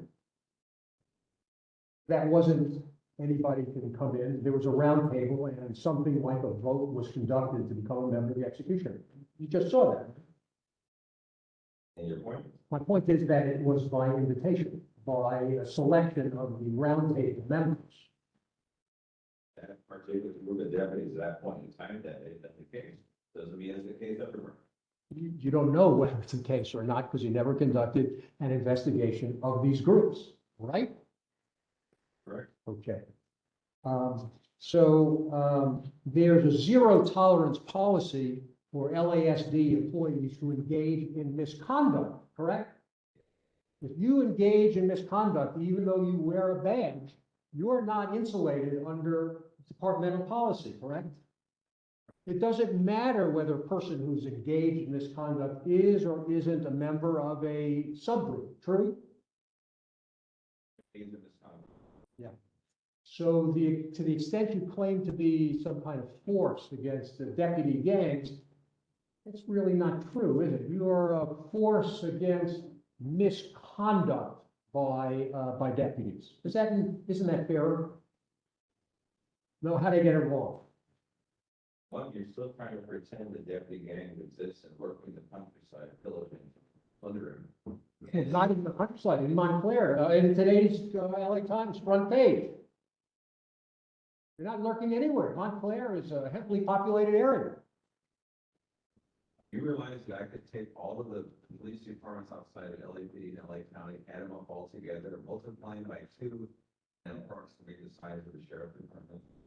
If we add up all of this conduct that occurs in all these agencies, and let's throw in LAPD for the same time. The sheriff's department is no different. They're no different than NYPD, LAPD, or any other large organization. So somehow you're trying to say, oh, these people with tattoos and these don't happen over here. Oh my God, it's gangs. It doesn't pass muster. We don't have the facts to support it. It doesn't pass muster because everybody's doing it. You know, my mother once told me that she didn't really care what the other children did, that I was responsible for myself. You were responsible for the LASD, weren't you? Yes. You were responsible for making sure there weren't these subgroups and counterculture organizations operating in contravention of the chain of command. That was your job, wasn't it, Sheriff? That was to run the department, make sure it's run right. Did our job, and we hold our employees accountable, and we didn't. That's why I ended up terminating 165 employees. That's why I ended up disciplining over 1,000. We put it on the website so everybody can see exactly what we did. 165, how many of those were banditos? I have no idea. How many were executioners? How many were grim reapers?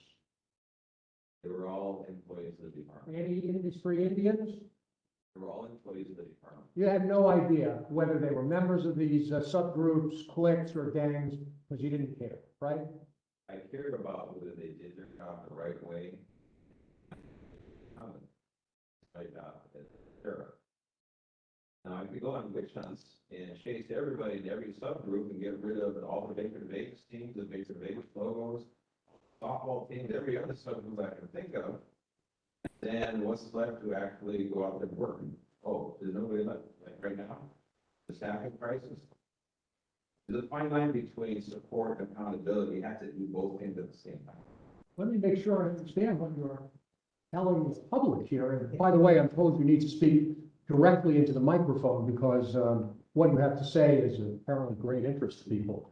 So are you suggesting that if there was widespread enforcement of a no subculture, no gang policy, that there would be no deputies and sheriff employees who could enforce the law?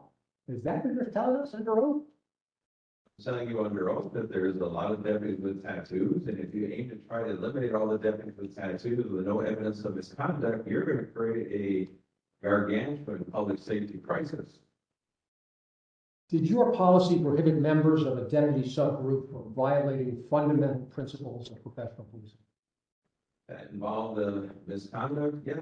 So let me give you an example.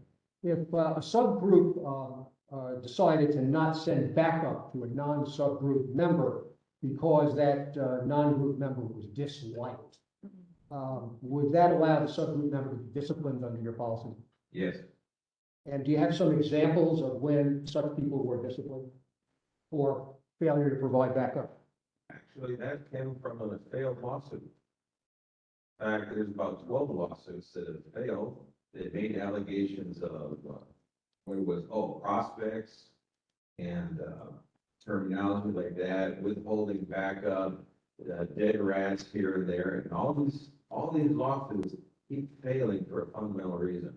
There's a lack of evidence. Yeah. I know you're an expert on litigation, but my question is really a little different. It's about your activity in the LASD in connection with the termination of people for failing to provide backup to a non-group member. You said that you had terminated many people. I want to know how many people did you terminate for their failure to provide backup to a non-group member? How many? You can tell. Zero. Because we never found an allegation. Zero. Okay. Okay. Yeah, I heard you say zero. I'm not great in that, but I know what zero is. Yeah. How do you know if you conduct an investigation? Part of the complaint. You know, Deputy X says, hey, I went to this call. It was a priority call, emergent call. I needed backup or requested backup and no one showed up. We've done a lot of inquiries on those things and we come up with zero evidence. We go through all the laws, the deputy daily worksheets, unit vehicle, TQB, all the different databases that we have. And now turns out it's not true. Did you do those investigations? The sheriff, I rely on people to do those investigations. Who did the investigation about the failure to provide deputy backup by the Bandito, just to take an example? Who did that? Well, I can tell you that I believe that this issue that you're referencing is from a lawsuit that was from the Jim McDonald. Or maybe you can subpoena him and ask that question. No, you're here. I'm going to ask you a question. Who did that investigation, sir, that you're now talking about? It did not happen on my watch. I can't tell you who did it. But you know for sure there were zero terminations because of the failure to provide backup. I've never seen a single sustained investigation of that on my watch. You haven't seen any investigations of it, correct? Again, not on my watch. Yeah. So if you don't do an investigation, you're never going to see a termination. Is that fair? We got to start with a complaint. Right. And We so, will make it up and then do an investigation. so were there complaints about failure to withhold backup that you looked into? Well, the prior litigation from McDonald area had that. Of course, we didn't want to talk about it. Well, we can only talk about when you were the sheriff. That's what we're interested in. And you're not interested in the 4 years of McDonald sheriff? That's interesting. If we may get to it, but today I have you. After all of this effort, I finally have you. This is a ninth hearing, and you still haven't got to Jim McDonald? We're still examining you, sir, and you're here, and we want to use your time because it's very, very valuable. You're running for office. You know, you have other places to go and other campaign appearances to make. So I'd like you to focus your attention on my questions, and don't tell me about Sheriff Baca, and don't tell me about Sheriff McDonald, and don't tell me about Sheriff stuff. Deal? Keep going. Okay, thank you. Hopefully you get somewhere. Well, I'm trying. If a subgroup member decided he was going to refuse to assign trainees to a new training deputy who wasn't a member of the clique, would that allow the subgroup member to be disciplined under your policy? That scenario again?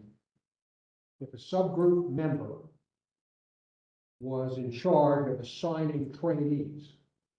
And they refused to assign a trainee to a new training deputy because that training deputy was not a member of his clique. Would that subgroup member be disciplined under your policy? That would violate policy, yes. Okay, and can you think of any time when such an investigation led to determination, suspension, or any other discipline against such a person? I can't think of any complaint ever received during my time in office. Our prior administrator may have faced that complaint. But you don't know. You can ask them. I know I can, but you're here. I think we've established that, haven't we?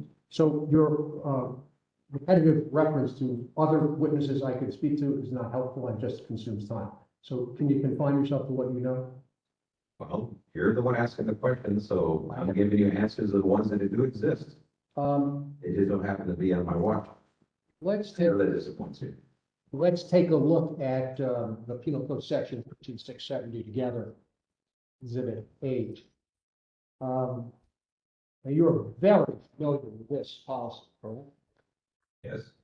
And let's see, there are 3 elements for a law enforcement getting, is that true? That's what the legislature finished at the end of their Assembly Bill 958. Yeah. Well, that's what the Penal Code provides, correct? That was the legislature that put that. The Penal Code is the law of the state of California, correct? Yes. You're a law enforcement officer, or you were in your day, correct? Yes? Yeah. And so you are obliged as a law enforcement officer to enforce the laws that are enacted and appear in the penal code. Do I understand that basic principle? Pretty much. Okay. What are the 3 elements for a law enforcement getting? Right there, read it. No, why don't you tell me? I gotta read it myself. Hold on. One of them being misquoted. What do you? This is exhibit number 8. Or you can look on the board.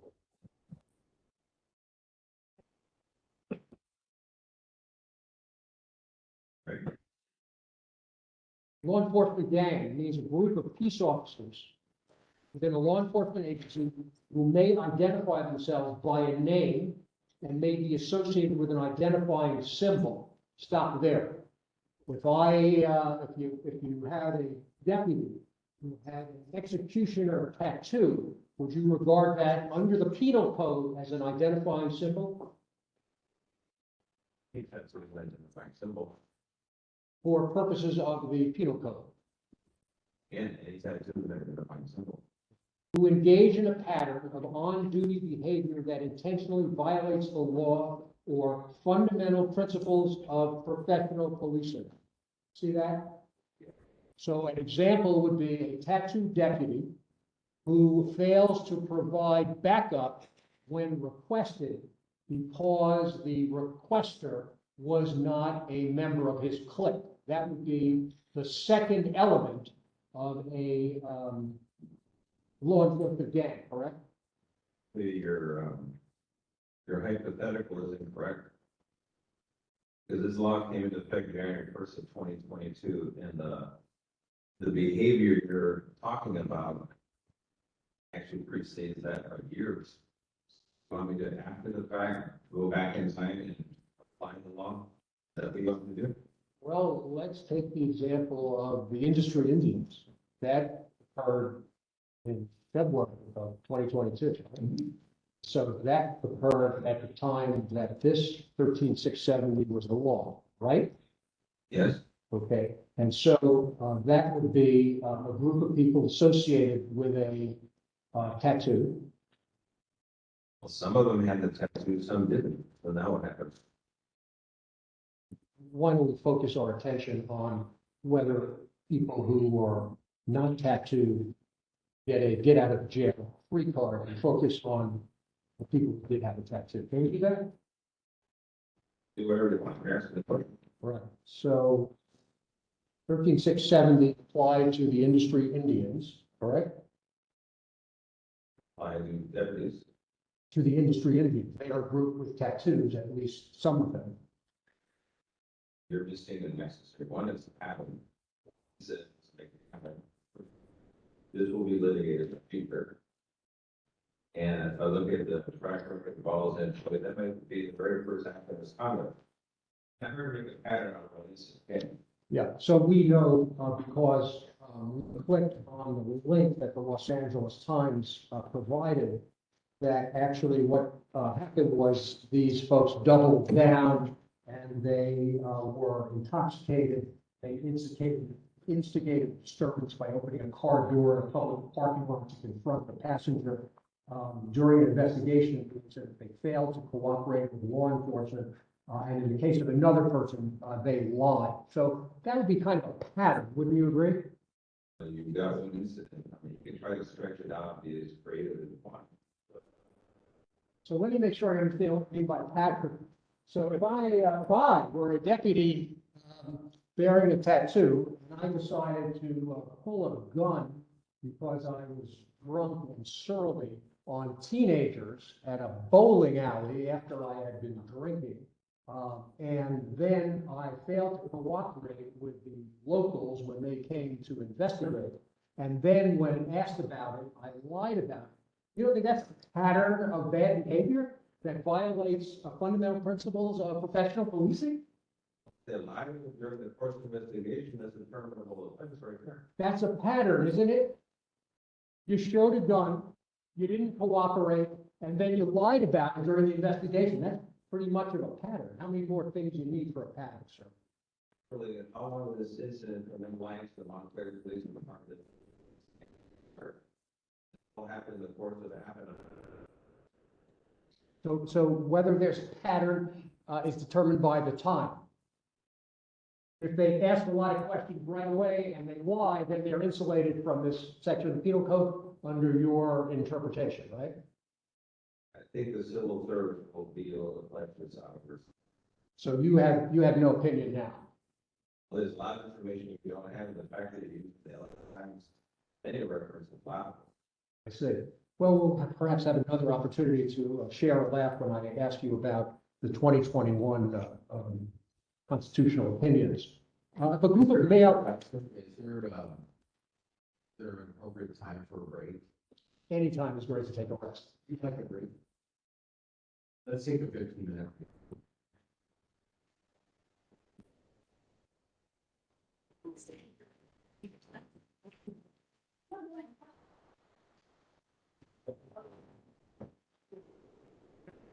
You're right. Yeah.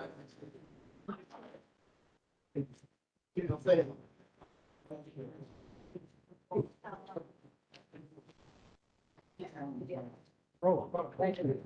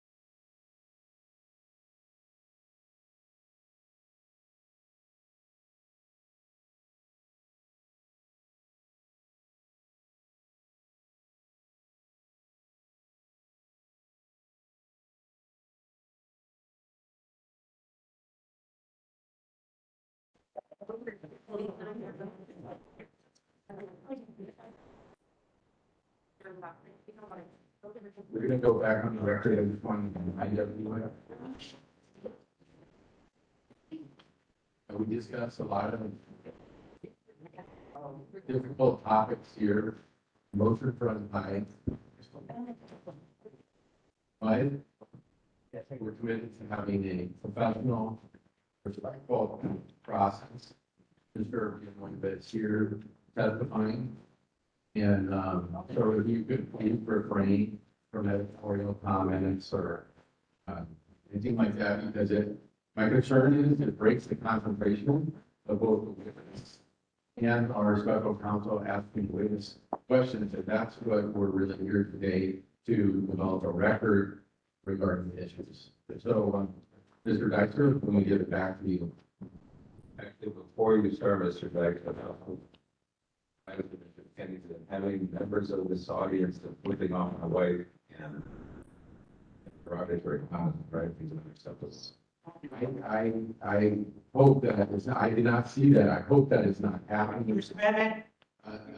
This is Loyola Law School. We're holding a professional hearing. And I hope that everyone is going to respect everybody in this room. Go ahead. Before the break, sir, we were studying Penal Code Section 1367. Recall that? Yes. And I was asking you questions about circumstances in which the fundamental principles of professional policing as defined in that statute might be violated under circumstances that I was asking you about. Do you recall that part of your testimony? Yeah. Would you agree that a group of tattooed deputies who announce and then execute a work slowdown because they do not like personnel decisions violate fundamental principles of professional policing? Could potentially. Do you know whether that happened on your watch? It did not happen on my watch. You're certain of that? Well, I'm relying on the report from Party. On April tardy. Okay, let me see if we can put up video 512. Wrote a memo on this particular issue having a possession. And when is the last time that there was a work slowdown, to your knowledge, because of a disagreement with superiors in the East LA station? Last summer. And could you briefly describe those circumstances? Deputies believe they were getting disciplined unfairly by the captain or the sheriff, and the banditos called for a work slowdown. And was that slowdown effective?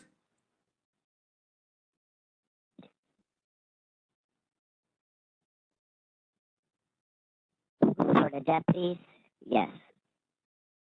And how did it evidence itself that there was a slowdown in the East LA station last year? The arrest at the station dropped. No one was actually taking anyone to jail, and it raised a lot of red flags. That was a witness who agreed to testify anonymously under a voice disorder for fear of retribution from you, sir. My question to you then is, the work slowdown in East LA, which this witness has testified to, is that something which violated the fundamental principles of professional policing on your watch? Let's start by stating the obvious. I don't believe in your anonymous witness whatsoever. I don't think he's testifying for Disneyland. But the point is, anyone who claims anything about a fear of retaliation, I had 8 people running against me for the re-election. And I don't know how many lawsuits filed against me. None of them appear to have any fear about doing those type of activities. He is somehow this mysterious person, claims some kind of a fear. Exactly how is that fear realized? So you want to answer the question now about whether the testimony evidenced a violation of fundamental principles of professional policing, a work slowdown in East LA, which led to banditos refusing to make arrests? Would that be a violation of fundamental principles of professional policing? Yes or no? Well, it's pretty simple. One, it didn't happen. That's not a witness. In a real courtroom, that would never happen. And I'll say it is, there's a work slowdown going on right now. Are you aware of that? Across the entire county. Did you answer my question, sir? Is a work slowdown undertaken at the behest of a tattooed group in a station a violation of fundamental principles of professional policing? Yes or no? As a hypothetical, yes. Okay. Let me ask you now to take a look at testimony 513. And did there come a time when Deputy Juarez was going to leave the Compton station and his position as scheduling deputy needed to be filled by somebody else? Yes, sir. And did you have a discussion with Deputy Juarez about a successor for him as scheduling deputy? Yes, sir. And where did that conversation take place? It took place in my office. And was it initiated by him or initiated by you? He approached me, sir. And would you tell me, and all the people here, what was said by Deputy Juarez on the occasion of his getting ready to leave the Compton station? Deputy Juarez it was intended that he stay at Compton Station. He was being released to the field because under a previous administration, he was involved in a large number of deputy-involved shootings, 998s. And when the sheriff took power, Mr. Murakami, under sheriff, granted him his ability to go back to patrol. And he asked me first, before this meeting, if he could stay in scheduling. He wanted to maintain his powers, what I assume. And I set it up the chain of command, and they said, no, you had to go back to the line, work as a deputy. And Let me make sure I understand it before we get into it further. He had been relieved of responsibility as a patrol deputy because he had been involved in shootings? He had been relegated to a non-field spot, low-risk management, no contact with the public. Okay, but remained an LASD deputy with responsible power as a scheduling deputy in a fast station at Compton. Do I understand you so far correctly? Yes, sir. He was told not to wear his uniform outside the station. Okay, so please return, if you will, to the narrative of Deputy Juarez and you and your office on that occasion. When I explained to him that he had to go back to the field, according to the chief, and according to Chief Vera, he returned shortly after, I forget exactly when, it was within a couple of weeks, and announced that he had suggestions for his replacement. And so Deputy Juarez, who is now being removed from one position to be returned to another, offered the opportunity to advise you as the acting captain, who he thought would be up to the task of being the scheduling deputy at Compton. Do I understand that correctly? Yes, sir. And what did Deputy Juarez suggest? Deputy Juarez had a list of about 10 individuals who were, as I could see, based on being there for the last year and a half, 2 years, were loyal to him. And by loyal to him, do you mean members of the executioners? Some of them, yes. Some of them, I assumed that were more intimidated and would follow his orders. And given his suggestion of this group of 10, what was your response, sir? I told him that I appreciated his suggestion, but that I was going to ensure that the station had a scheduling deputy that had no affiliation with any tattoo, including my own, for the fairness of the community, for the fairness of the station, because of morale and because of public safety. I did not want that to trickle over into the public. And he told me that, and that's what I told him. I said, thank you, but no thank you. And what did he say in response?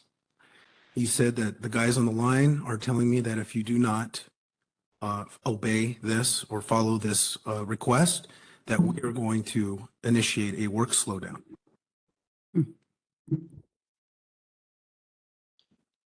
Sir, That came to your attention during the time that you were sheriff, right? Yes, And if accepted, that would be an example of a fundamental principle of professional policing being violated. Is that true? actually, I think you need to provide an entire context of that. Extraordinary.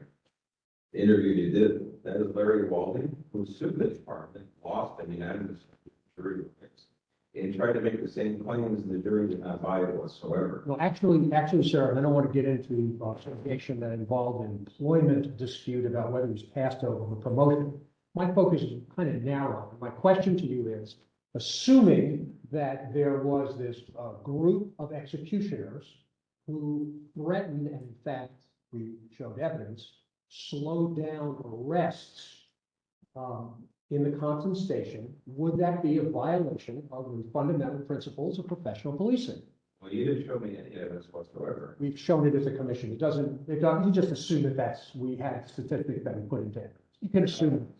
In fact, April Tardy did her own inquiry on the matter as division chief. She wrote a memo on it. And she disputed, said there is no work slowdown at either East LA Station or Compton Station. And you have possession of that memo, at least you. You take that up for long.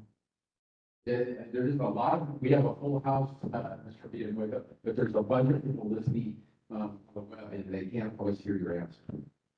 So my question is precise. If that testimony is true about a group of executioners threatening and then acting upon the threat to do a work slowdown, will you agree with me that that is a violation of the fundamental principles of professional policing?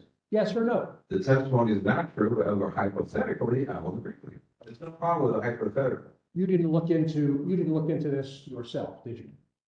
That's why I rely on the division chiefs. I see. And that was Chief Tardy now under Sheriff Tardy, correct? That's correct. And you continue to have confidence in Chief Tardy, correct? Yes. You know that Chief Tardy, as we saw, agreed that the behavior that was described regarding the banditos constituted a law enforcement gang under the penal code. That's the person upon whom you rely. You agree with that testimony, don't you? I didn't agree with her testimony at all. Oh, so you don't have confidence in her? You're making absolute, sir. She's entitled to be right and wrong on occasion. Doesn't mean I lose total confidence in her. You had 90% confidence in her. You got most things right. Good, 51%. Let's talk about the investigation of Kennedy Hall and see what that actually looked like. High school physics taught us Newton's first law that body motion will remain in motion unless acted upon by an outside force. And so let's see whether any outside force acted upon the Kennedy Hall investigation. Is it correct, you don't recall whether prior to being sworn as the sheriff, you discussed the Kennedy Hall incident or the banditos with Larry Delmas? I'll tell you what I did prior to be sworn in as sheriff. I was getting ready to be sworn in as sheriff. In fact, Mr. Bonner, Mr. Kennedy, and you, all three of you, have had the, I would say, the insulted my integrity by claiming that somehow on the eve of me being sworn in as sheriff, I engaged in some kind of criminal obstruction of justice. That's disgusting. It's appalling. And I've been reading very carefully what you said in this forum on these special hearings. And you know what it took for me to get to, in the military, on the department, speaking truth to power, surviving Altanaka and Libaka, and then McDonald, and then overcoming all that, creating the political upset of the century by becoming the elected sheriff, and on eve of that, I'm going to turn around and become a criminal. That is exactly what Mr. Bonner suggested, and you, Mr. Kennedy. For that, you owe an apology. Great, so maybe we'll get to that later, but now I have a very precise question, and rather than speechifying, I want you to answer my question. You need it again, or you remember? Is it correct that you don't recall whether prior to being sworn as sheriff, you discussed the Kennedy Hall incident or the banditos with Larry Delmas? Yes or no? We did not discuss it. Is it correct that you have no idea whether Chief Matt Burson directed ICIB investigator Jeff Chow to cancel interviews in order to make sure they didn't have to ask questions about subculture groups at East LA? Mr. Burton made a lot of claims that are not supported by fact, and that is one of them, which is what Mr. Bonner and you have been hinging all your big conspiracy theory on, and I have the receipts here. Is it correct, sir, to my question, that you have no idea whether Chief Burton directed ICIB investigator Chow to cancel interviews in order to make sure they didn't have to ask questions about subculture? Yes or no? What he did on his own time prior to me becoming sheriff, I had no idea. Okay, so you don't know whether he did or he didn't, correct? Do not know. Okay. You have no idea whether he, Matt Burson, later directed Jeff Chow to go ahead to conduct the interviews with the caveat that he didn't need to ask questions about the subculture groups in East LA. Is that true? I've seen his testimony, I've seen Jeff Chow's testimony, it's troubling both of them. They're both liars. In this instance, yes, they are. You have no memory of whether you discussed the case at all with Larry Delmise while the ICIB investigation was pending, correct? You want the yes and no, or you want the whole story? Why don't you answer my question, yes or no? Okay, so you don't want the whole picture, all right? No. Is it correct that despite the public attention around the issue, you never did anything to figure out why the investigation of Kennedy Hall didn't consider the role of the Banditos? Not many of you answer. For starters, the week McDonald conceded on November 26th, I've seen the log, your infamous evidence from Jeff Chow's ICIB log that says on November 27th, the captain / acting chief or whatever you described told him not to ask questions. And when McDonald called me and conceded, we were at East LA College going over how to get this swearing in thing going. I was taking over the largest sheriff's department in the nation. And I was figuring out how we were going to kick ICE out of the jails, how we were going to get the body worn cameras, how we were going to do basically a survey of all the lieutenants and above to get their work history, so we can figure out how to repopulate the executive ranks that I had eliminated. My plate was full, and Mr. Bonner and you, the three of you, somehow think that, oh, wait a minute, I'm going to figure out and somehow intervene on an ICIB investigation, of which there were probably several dozen going on at the same time that I took over, along with all the internal affairs cases. And that is laughable at best, especially considering that your time frame doesn't line up with when the facts when Mr. Burton actually got promoted. Right. Unless Jeff Chow had a crystal ball. Right. So I appreciate all of that. It has nothing to do with my question. So let me try It has everything to do with your try question. to focus you on my question, and you try to focus on answering the question I put. Will you do that for me? I'm focused on getting the truth so everyone can hear what the. Well, I think everybody's evaluated the truth. So let me ask you a question, sir. Despite all the public attention around the issue of Kennedy Hall and the investigation, you never looked into why the role of the Banditos was never considered. Isn't that true? No matter how busy you are. False. Okay, tell me what you did to look into the role of the Banditos. As sheriff, when I took over, I assumed that ICID was properly being managed and being led by Captain Burson, and that was not a concern of mine at that level. I'm sorry. And the same thing goes with all the internal affairs investigations that were happening at the same time. We took over the whole operation and we let it run. At some point, many months down the road, when it came to the internal affairs investigation, I know there was a debate about, can we ask a question or not? There was some back and forth. And not my issue to interject myself because I'm not an investigator. I've never been an investigator outside of preliminary investigation. So what they did and how they did it, I had faith that they were doing the right thing. Now, when it came to the internal affairs investigation, then I know they asked all those questions about whether they had tattoos or not. And that resulted in, obviously, based on the misconduct, all the decisions that happened after that. That's the normal flow of how things happen on the department. There's no grand conspiracy in that, no matter how you try to paint it. Yeah, so thank you, but that wasn't what I asked you. The question I asked you quite precisely was, what did you do to look into the question of why there was no question asked about the role of the Banditos in the investigations? You did nothing, isn't that fair? You let it to the others. That was not my concern at the time. Right. I had very big fish to fry. You may have noticed it. Yes, we've seen the fish. The delegation principle here is what you were on. You didn't look into it, other people did, and you were busy doing frying fish. Is that fair? You got a better question? No, I feel like that, but when you're too busy to look at that question, notwithstanding all the public attention, right? I was busy trying to take over the department that was in dysfunction at the time. Did you learn whether all of the witnesses to the Kennedy Hall event agreed to be interviewed by the investigators? Down the road at some point, I heard that some did not want to get it. You never ordered all deputies to either agree to be interviewed or to assert their rights against self-incrimination. Is that true? I don't conduct the investigation.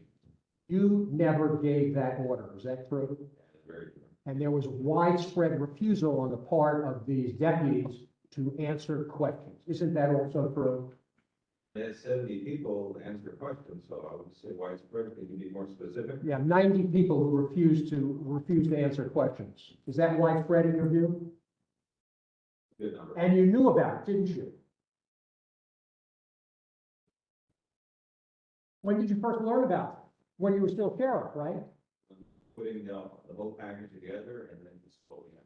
So when you learned about it, why didn't you instruct these people who were refusing to cooperate with an investigation to cooperate or to assert their constitutional right against self-incrimination? Why didn't you do that? Pretty basic.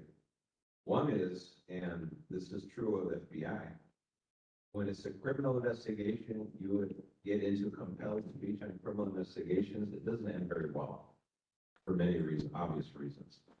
When you come to internal affairs investigation, which is administrative, you can compel speech from everybody, which is exactly what they did. That decision about where do we do it at what point wasn't at my level. I had faith. It's your testimony, sir, that everybody was compelled to answer the questions in the internal affairs investigation? Is that your testimony? That's what I understood, yeah. Can we play a person 515? Were you aware that a large number of deputies had already refused to be interviewed in connection with Investigator Chow's investigation? No, When did you learn that fact, if you did? I learned that later on. And what effect would knowing that deputies were refusing to be interviewed have upon you as an investigator to determine the motive of a crime? Well, I know policy, they're required to cooperate with any criminal investigation. And I just found it striking that they just arbitrarily refused when they should have been disciplined. Did it ever come to your attention that Sheriff Villanueva or Chief of Staff Del Mise or anybody else ordered the non-compliant deputies to actually be interviewed? No. As far as you know, after this part of the investigation was shut down and the deputies refused to testify or to be interviewed, they were never instructed that they had to as a matter of sheriff departmental policy. Is that fair? Yes. Can you think of any reason, as a professional investigator with 30 years' experience, why on December 7th, 2018, knowing what was known, other than the possibility that somebody had told the sheriff it was unnecessary, as just a fact-finding matter, is there any reason that one would not want to investigate the subculture involvement in a beatdown, deputy-on-deputy fight? No. Does hearing Chief Burson's testimony refresh your memory that in fact there was widespread refusal to be interviewed by the deputy? You're not distinguishing between the criminal and administrative. You made the kind of jumping back and forth, which is what you did at the start of the video. Does it refresh your recollection, sir, that there was widespread refusal on the part of the deputies to testify? Yes or no? On the criminal side, yes. So your testimony is that in the IAB investigation, everybody testified, and on the criminal investigation, there was widespread refusal to testify, correct? Correct? Or you don't know? Or you don't know? I know there was some refusal, yes. And you didn't compel them, correct? Again, it's a criminal investigation. When you compel speech in a criminal, you're interviewing someone who could be a subject/witness, you compel speech. Well, now you're not going to do a criminal investigation. You should know this. Oh, they don't have the right to assert their Fifth Amendment privilege against self-incrimination? You're compelling the speech. They can either speak or assert their constitutional right to not speak. Isn't that true? Very true. And that's what the sheriff ought to do to tee up this investigation, correct? The sheriff didn't tee up the investigation. You didn't do that, did you? The sheriff doesn't do the investigation. Did you ever hear of a police code of silence? Yes. Failing to compel people to cooperate with investigations of wrongdoing is part of police code of silence, isn't it, sir? Yes. You were part of that code of silence, were Right, yes. you could have instructed people to cooperate and testify, and you chose not to, correct? You chose not to instruct people that they had to cooperate, correct? I don't know if the sheriff has ever intervened directly in an investigation. In fact, Mr. Max Huntsman, where's that fellow? There you are. He decided to intervene in the ICIB case and direct what the investigator should ask, which is not the appropriate role of a inspector general. So now you're part of your investigator. There has to be a separation of powers there.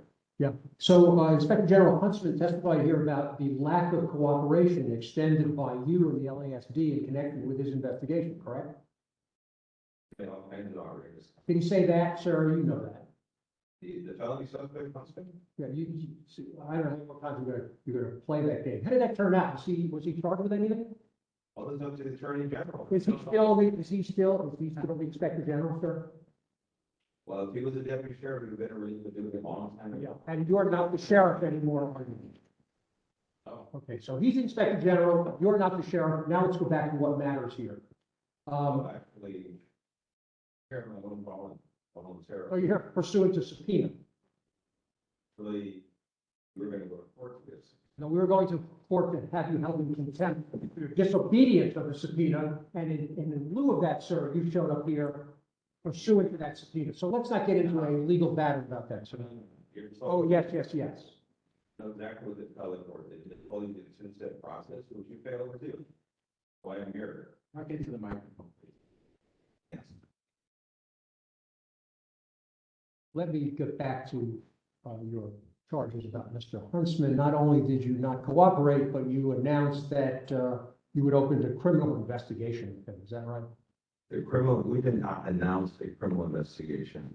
We initiated that way before any of this happened.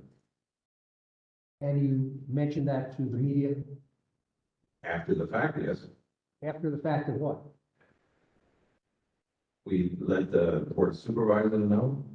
Standard protocol in the sheriff's department is if you're involved in a criminal matter and you get relieved of duty, you don't get to continue doing your job. Well, Which is strange, because I don't even know why I see Patty Giggans here. She's still a named felony suspect in a matter before the Attorney General's office on obstruction of justice and corruption. The same thing as Mr. Huntsman right there. And these are fresh cases, especially the one from, what was it, September of 22?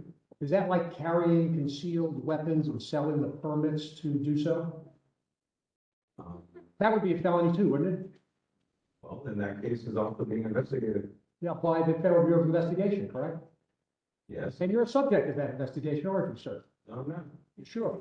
Oh, yeah, for very sure. Time will tell. Let me go back. Let me go back. I'm gonna be sure. Why? Because we initiated investigation. Sure you did. Let me, Yes, we did. sure. Let me, like my answers, because I'm telling you the truth that you don't want people to know about, do you?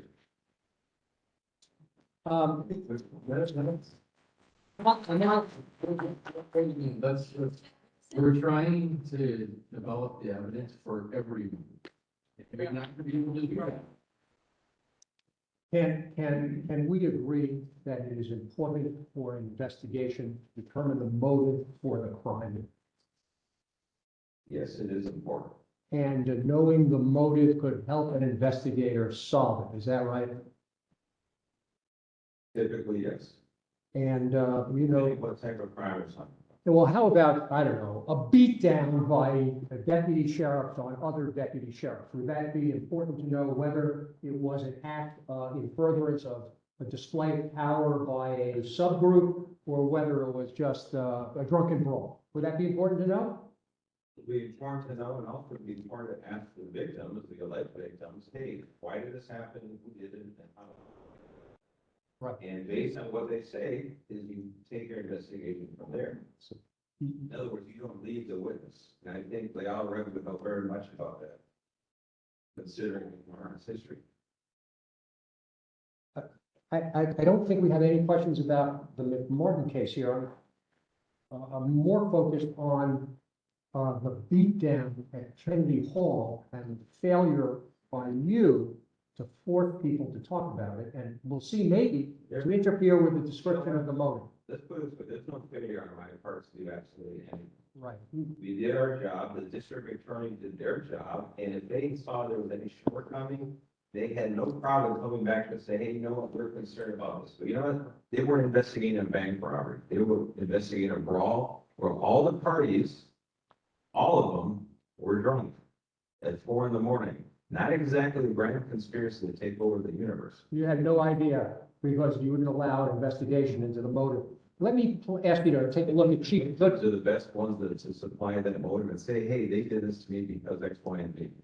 They never did. Please. Could we, they are plaintiffs in a lawsuit, isn't that right? Oh, yeah. And they're making claims that they were beaten down by banditos because it was an exercise of power. Was that the substance of what's being claimed? They just forgot to mention that when they were interviewed by the ICC. You didn't conduct the investigation, nor did you read any of the reports, did you? I heard some of them. When? A few years ago. How many years ago? So you involved yourself in an investigation to the extent that you read reports? No, I read the DA's analysis and I read the summary, and that kind of gave me an idea of what happened. So let me see what Chief Gooden, who was in charge of the investigation, has told the commission. Would knowledge of the gang involvement shed light on what the motive was for the beating? Absolutely.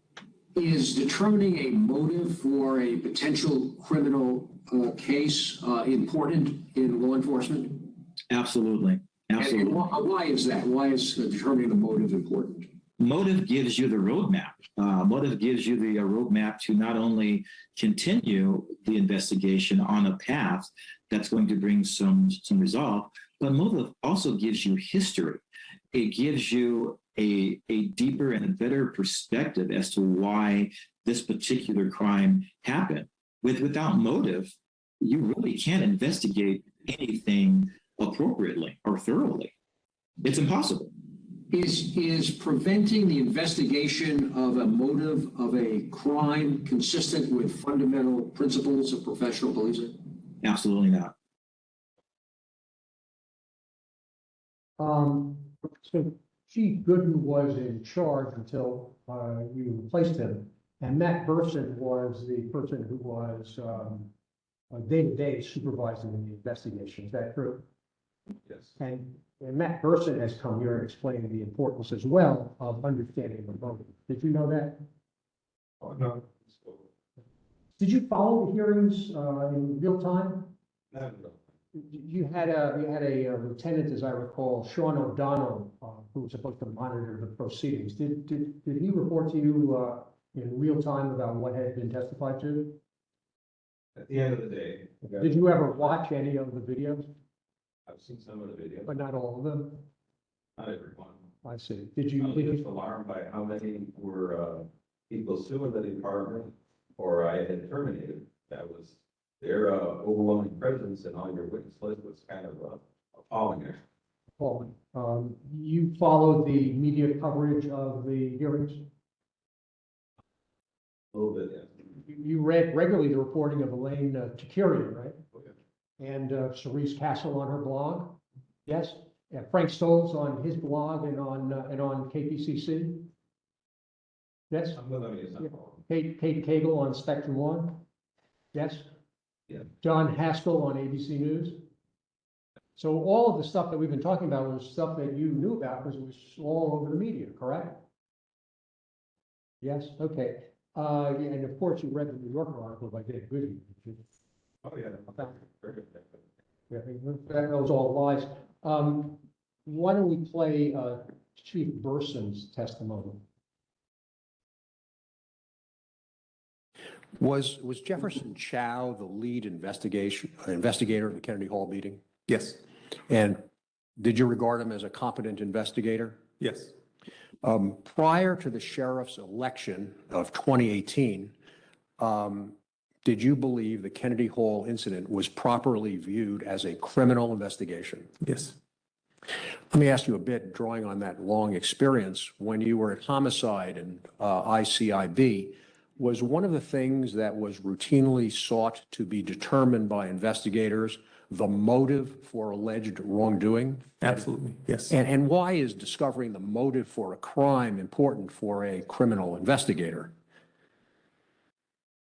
Well, I mean, that's the whole crime. You need to determine why that crime occurred and who was involved.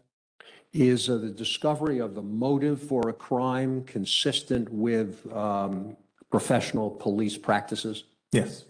And would it have been important, for example, for you to determine whether the Kennedy Hall incident was just a drunken brawl or an event that involved a clique enforcing its power over other deputies? I'm sorry. Yeah. If it was, why would it matter to you whether you were investigating a drunken brawl or a power assertion by a group clique? Well, I mean, you want to get to the root of what occurred.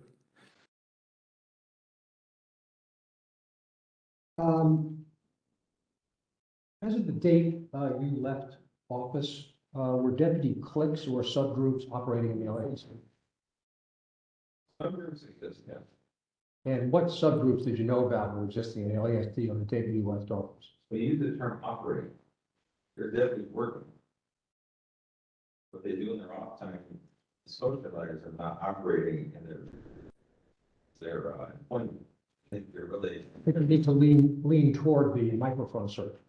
I think you're really missing when you say the word operator.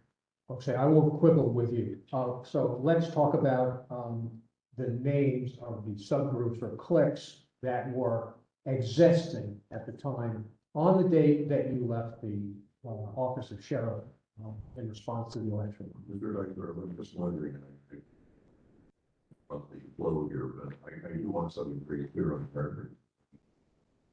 We could. Okay, all please. I just directing your attention to the period of time, December 2018. Did you direct, request, or suggest to Delmise or anyone else that the investigation should not include questions about subculture? Never. In fact, Mr. Delmise testified, which you kind of ignore. He said he never gave the order that directed to that person either. You kind of overlook it. No, that's not true. He said he didn't recall. Well, he was very emphatic about no. No, he didn't recall, sir. I heard the testimony. In fact, Mr. Matt Burson, if you go to your time frame, he was promoted to chief on December 16th of 2018. That teletype was issued a few days prior.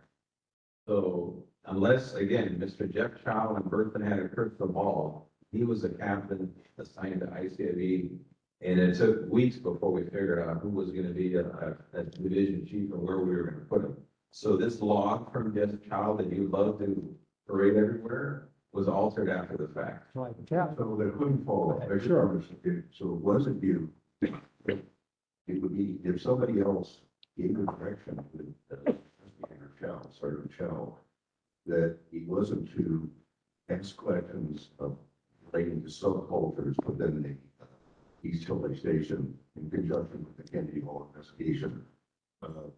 Somebody else, was Matt, and you're saying Matt Burson's testimony under oath was, he was lying about how that happened. Is that your testimony? Well, between the two of them, they got it wrong. If for some reason Matt Burson on his own decided, hey, I don't want to do that, and he took that child, could have happened, I don't know. But I do know that the log was altered after the fact. We'll go over it right now. Let's not waste a lot of time. Let's not waste our time. Yeah. Let me ask you, was it your decision to promote Matt Burson from captain to chief in December of 2018? Yes. Did you believe that Captain Burson deserved to become chief? Given what I knew at the time, yes. Did you believe that Captain Burson was truthful at the time he was promoted by you? Yes. Did you have confidence in his experience over 30 years at the LASD? Initially, yes. Before informing Captain Burson of his promotion, with whom did you discuss it? With the undersheriff at the time, which was Ray Leva, with Tim Murakami, the assistant sheriff. And I think we had Bruce Chase, and we had, not Bruce Chase, drawing a blank here. Moseley, Bob Moseley. And did you believe Chief Burson was, well, I should ask, was there unanimous approval of Chief Burson for the promotion for that job? Yes. And did you believe he competently handled his position after his promotion? Up to a certain point. Was he truthful in connection with his duties as the Chief of Standards? Truthfully, yes. Before appointing Captain Delmise as your Chief of Staff, did you believe he was competent? Yes. Before appointing Captain Delmise as your Chief of Staff, did you believe he was truthful? Yes. When you appointed Chief of Staff Delmise, was he authorized by you to convey information to members of the LASD on your behalf? No, he took it on pretty much on his own. He was freelancing in your. He took the initiative. He had a job to take, and there were a lot of things to do, a lot of things to do as the incoming Chief of Staff. Did you ever learn that Captain, then Chief Delmise claimed that you had told him to give an instruction when in fact you hadn't? Say that again? Did you ever learn that Captain, then Chief of Staff Delmise had claimed that you had given him an instruction when in fact you hadn't given an instruction like that at all? His testimony, he said that he did not get that instruction for me to convey to Mr. Burton. In fact, he's pretty emphatic. Actually, sir, rather than quibble over whether he recalled or didn't recall, why don't you answer my question? Did you have the experience when the Chief of Staff was working for you of learning that he had falsely attributed to you an instruction? Yes or no? He might have even forgotten about it, or you don't recall any such instance in which he falsely claimed to be acting in your name when he wasn't. You know that the investigator log of Sergeant Jefferson Chow said on November 27th, before you became sheriff, that Burson told Chow to cancel interviews so that Burson could get a determination of whether Chow had to ask questions about subculture groups at East LA. You're familiar with that law? You've talked about it many times. Yeah, you skipped over the most important part. Don't tell me what's important, just answer my questions and we'll decide later what's important. Answer my questions, I sir. know what's important. I know what the public is important to the public. Right, I can tell, you came in second in that chairman. Answer my questions if you will, sir. Answer my questions. The investigator log shows that on November 27th, before you became sheriff, Burson told Chow to cancel interviews so that Burson could get a determination of whether Chow had to ask questions about subculture groups. Now, you've seen that entry. Why don't we put it up so everybody See, I think it's exhibit one. Put it up there, over here, I have a copy myself. Well, that's great. Let's share it with the people because they also have a desire to know, as you've explained. Canceled interviews due to Captain P. Hershey. He wanted to make sure I didn't have to ask questions about subculture groups at ELA station. See that? That's your testimony is, that's a lie? That Chow made that up after the fact? He edited it after the fact. It's a lie that he had received that instruction? How would he know that the captain was gonna be chief person? I didn't even know that. I see. Did you explain that?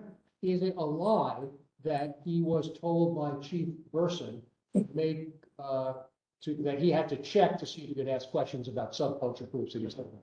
That part may be very well true. I have no idea. So your supposition then is, even if it was backdated or modified or something, that Chief Burson, man whose integrity was testified to, and whose competence was testified to, made up the idea that that he had to check with somebody to ask questions about subculture groups. That's your testimony for your own?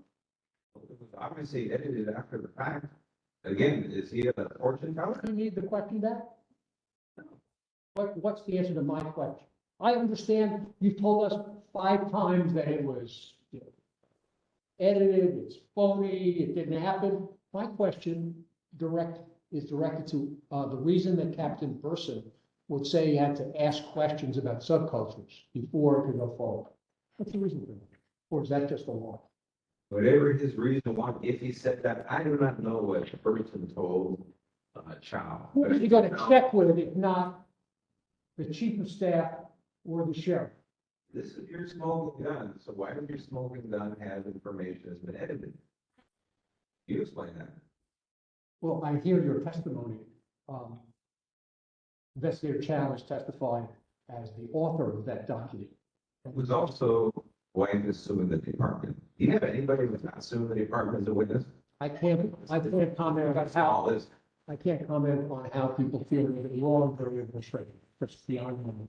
You know, suing the department goes towards motivation and truthfulness. We're the only people asking questions are Mr. Deixler and the person answering is Mr. Villanueva. So could we just stick to that format so that we can develop all the evidence?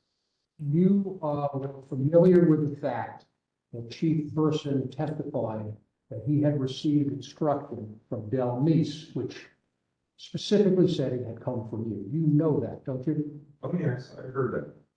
Did you watch the video? I watched the video, I watched the crocodile tears, I thought I heard it. Crocodile Tears.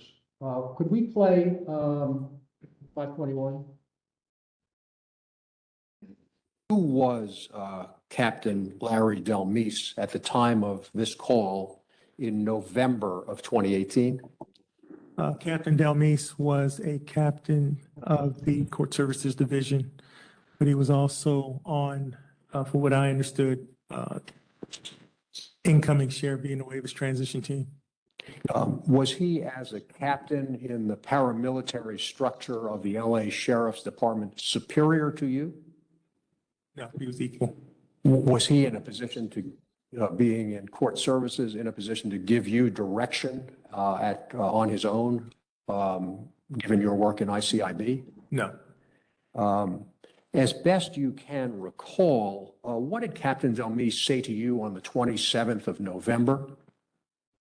Captain Del Meese called me on behalf of the sheriff, the incoming sheriff, Alex Villanueva, and told me to hold off on any questioning about the investigation, including the Banditos, until I talked to him, until I talked to the sheriff when he would come into office.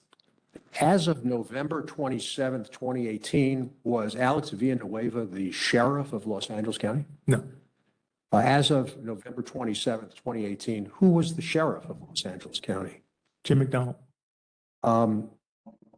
Did you believe that Captain Del Meese was speaking for himself or was speaking on behalf of the incoming but not yet sheriff Villanueva? He was definitely speaking on behalf of Alex Villanueva. And what was it that he said that caused you to believe that?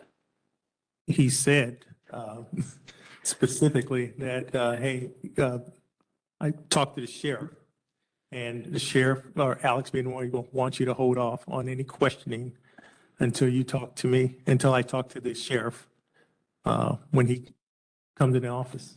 And why did you care about what Captain Delmise told you on that occasion? Why did it matter to you as a member of the sheriff's department? Well, he was working on the incoming sheriff's transition team, and so he had a direct line to the sheriff of the incoming sheriff.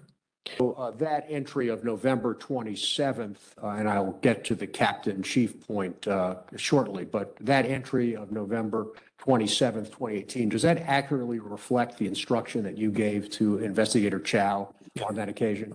And does it accurately reflect the instruction you received from Captain Delmise, which was given to you on behalf of the incoming but not yet sheriff of Villanueva? Yes. Those were all lies, correct? Yes. In fact, you know what? The person whom you have attested to was a truth teller, and you promoted he was a liar under oath. Is that what you're saying? Is that what you're saying, yes or no? You don't have to look down and look at it, you can say yes or no.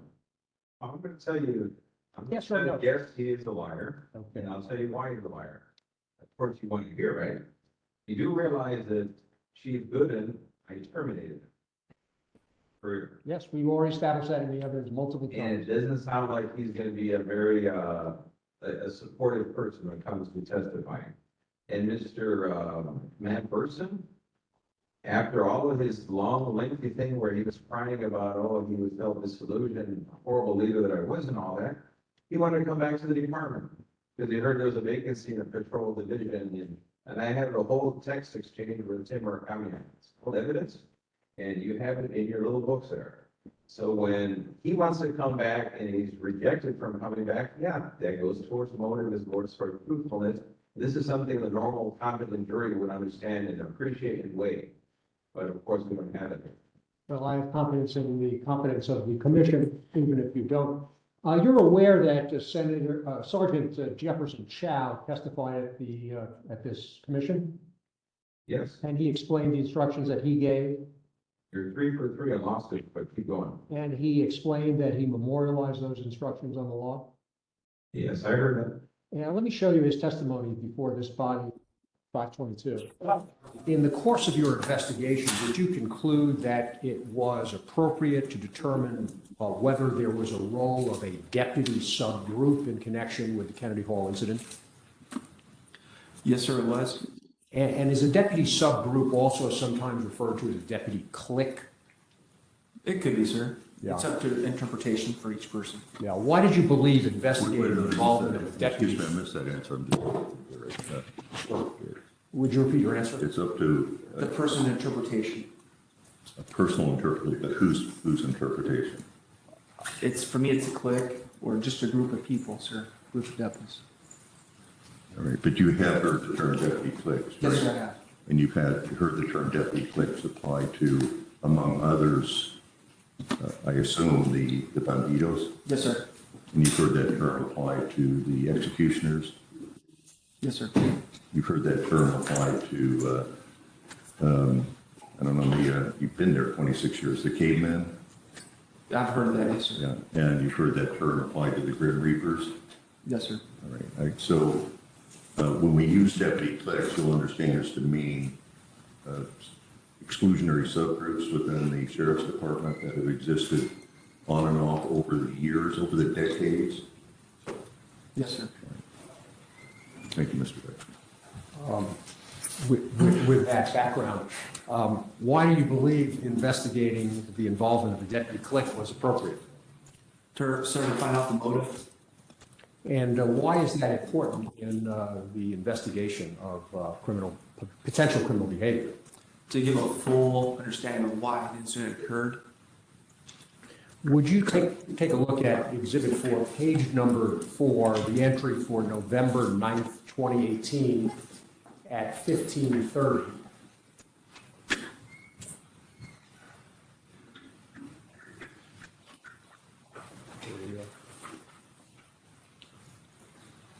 Could you read into the record the portion of that exhibit number 4, page number 4, which begins at also Lieutenant Chevalier?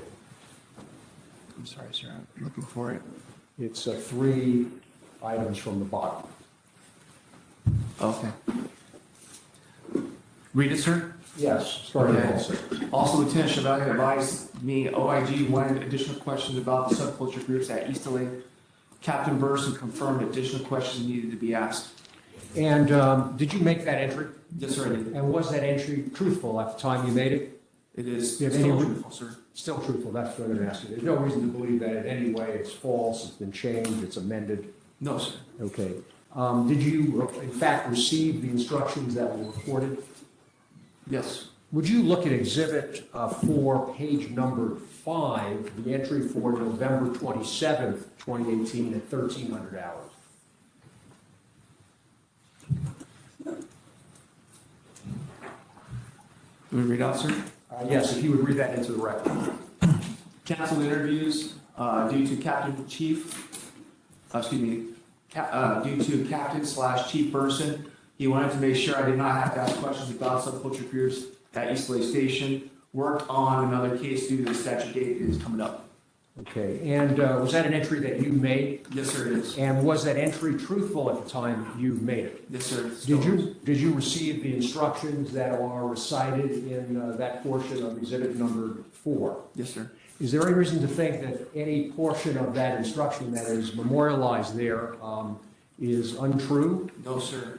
Has the record been changed in any way? No, sir.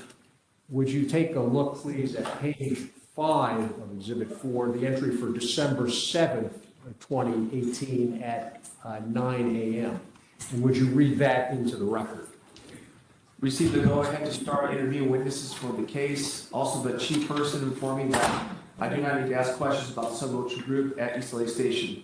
Spoke to attorney Sherry Lawrence, representing, and declined to be interviewed. And did you make that entry, sir? Yes, sir, I did. And is that a truthful recital of the instruction you had received? Yes, sir, it is. And in each instance that we have gone over, did you follow the instructions that were given to you? Yes, sir, I did. And why did you follow those instructions? Sir, we're a paramilitary agency, sir. And what do you mean by that? We follow orders of chain of command. And in this particular case, it had been your starting point that it would have been helpful or wise to investigate the existence of subgroups, cliques, or similar exclusion organizations. Is that true? True. Notwithstanding what you believe to be the case, you follow those orders. Is that also true? Yes, sir. By the way, the subgroup we're talking about, as Judge Bonner established, is the Banditos in this case. Is that correct? Correct. Based upon your investigation, did you conclude that this was just a drunken brawl, a mutual combat, or did you believe it was something more serious? My personal belief, something more serious. And did you believe that it should have been filed as a criminal case? Yes, sir, I do. So we've heard the testimony of Chief Good, of Chief Burson, Investigator Chow, all talking about the importance of learning the motive for this beatdown at Kennedy Hall. Can you think, as a long-term police officer, of any legitimate reason to have held off looking into the motive for the crime? Well, when you're interviewing, you have 4 identified potential suspects, and I think the initial report was listed as a suspect, suspect/victims. You're separating who's who from the zoo, and you're going to interview people. Maybe you can interview 20, 30, 40. I believe they interviewed enough 70 people by the end of the ICID case, if I'm not mistaken. That's a lot of people to interview. And we're doing this on a case that ultimately, if it were to be filed, would have been filed as a misdemeanor, not a felony, given today's environment. So how much stock or how much resource they want to put in it, that's an investigative decision. That's not the sheriff's decision, nor what. Can you think of a reason why a law enforcement officer in this circumstance wouldn't try to understand the motive of this beatdown by a group of subculture members of non-subculture members? What's the reason to not investigate the motive, sir? Well, actually, the district attorney laid it out pretty well. I believe the district attorney, their declination report said this was a group of more senior deputies that are upset about the work ethic of more junior deputies at the station. Not quite a big criminal conspiracy. They didn't ask about the subculture involvement, did they, on the instruction that we have now heard repeatedly, correct? The tattoo or not is not going to change the nature of what it was. You have no idea what motivated it unless you ask the question. Isn't that true?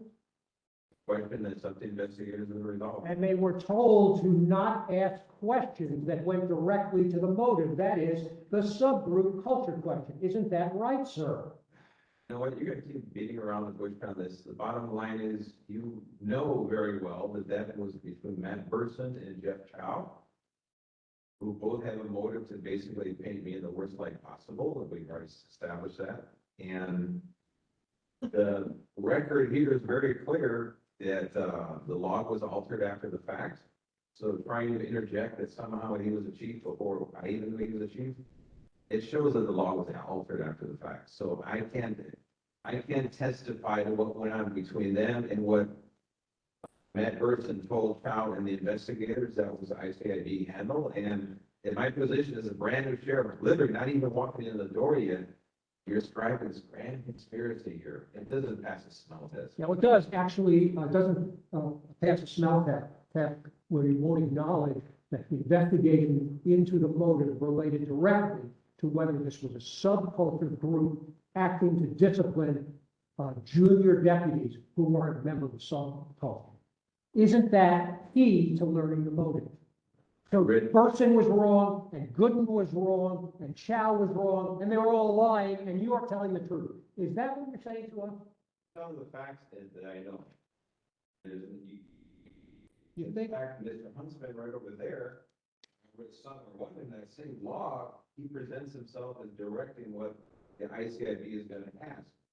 I remember when I came across that, I thought, how inappropriate is the Inspector General directing the activity of ICIB? His role as Inspector General is to monitor, critique it when the investigation is done, but time to tell them how to do their job is inappropriate. It's interference in criminal investigation.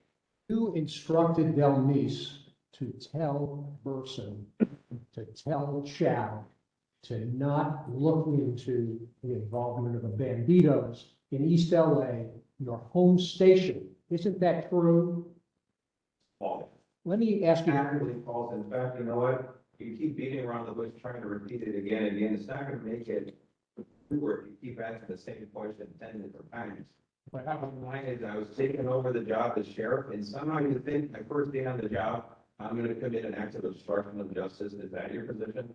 I think that's. Let the facts speak for themselves, and people will decide for themselves. Can we play 5-1-3? They will decide that we have people here that are named felony suspects in a matter before the attorney general, and they sit here instead of waiting it out and see what happens with the attorney general. Right. That's how it's supposed to work. It's 5-20. How soon after you were promoted did Chief of Staff Delmise call you? Well, I called him on the following day, on December 7th. And on December the 7th, the day after you were promoted, what was the substance of the conversation between you and Delmise? The point of my calling Chief Delmise was to ask the sheriff about the investigation that we were told to halt. And what was said by each of you as in general, as you best recall, in that conversation? Well, again, every time Larry talked, it was on behalf of the sheriff, and basically that's how every conversation started. So in this instance, it was on behalf of the sheriff. Go ahead and don't look into the bandito aspect of the case or the subgroup aspect of the case. Just focus on the alcohol in the fight. Did the fact that you had received this instruction lead you to the belief that you were being instructed by the chief law enforcement officer of Los Angeles County, that is the new sheriff, about how to conduct an investigation? Yes.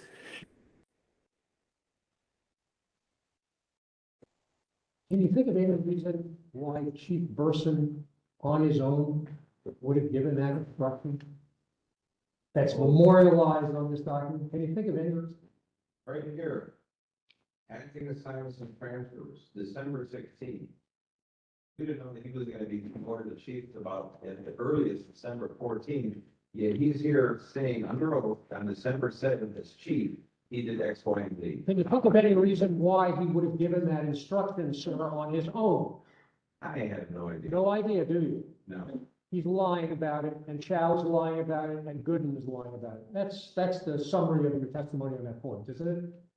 All the That's a summary of your testimony on that point, isn't it, sir? evidence shows that they altered everything. They altered everything. Well, the law. There was no instruction given at all. Exactly. Why would I give that instruction? I don't think you even asked that question. Why would I? The reason you gave the instruction is that you from East LA Station, and you wanted to curry favor with the people who are at your home station. How about that as a motive? Would you want to look into that? Favor. We're investigating you. Would we want to look into your connection to Let me East LA? guess. As a Latino sheriff, I was gonna curry favor with the Latino deputies at East LA Station. Exactly. Predominantly Latino. Is that it? Exactly. Okay, I see where we're going with this thing. Yeah, Right. exactly. I tell you what, you know what? Getting this job was not easy. Having all of this electioneering going on as we're doing right now, trying to influence the outcome of the 24th race is, it speaks highly of, or actually speaks very poorly of this oversight commission. In fact, Hans Johnson right there, he held the fundraiser for candidate Sheriff Luna, and then Supervisor Hilton Solis puts him on this commission. Why are you even here? How can you objectively assess anything I say or do, anything the committee does, because you're biased? Would you? Same thing with you, Patty Giggans. You actually voted on measures about subpoenas on an issue when you were subject of.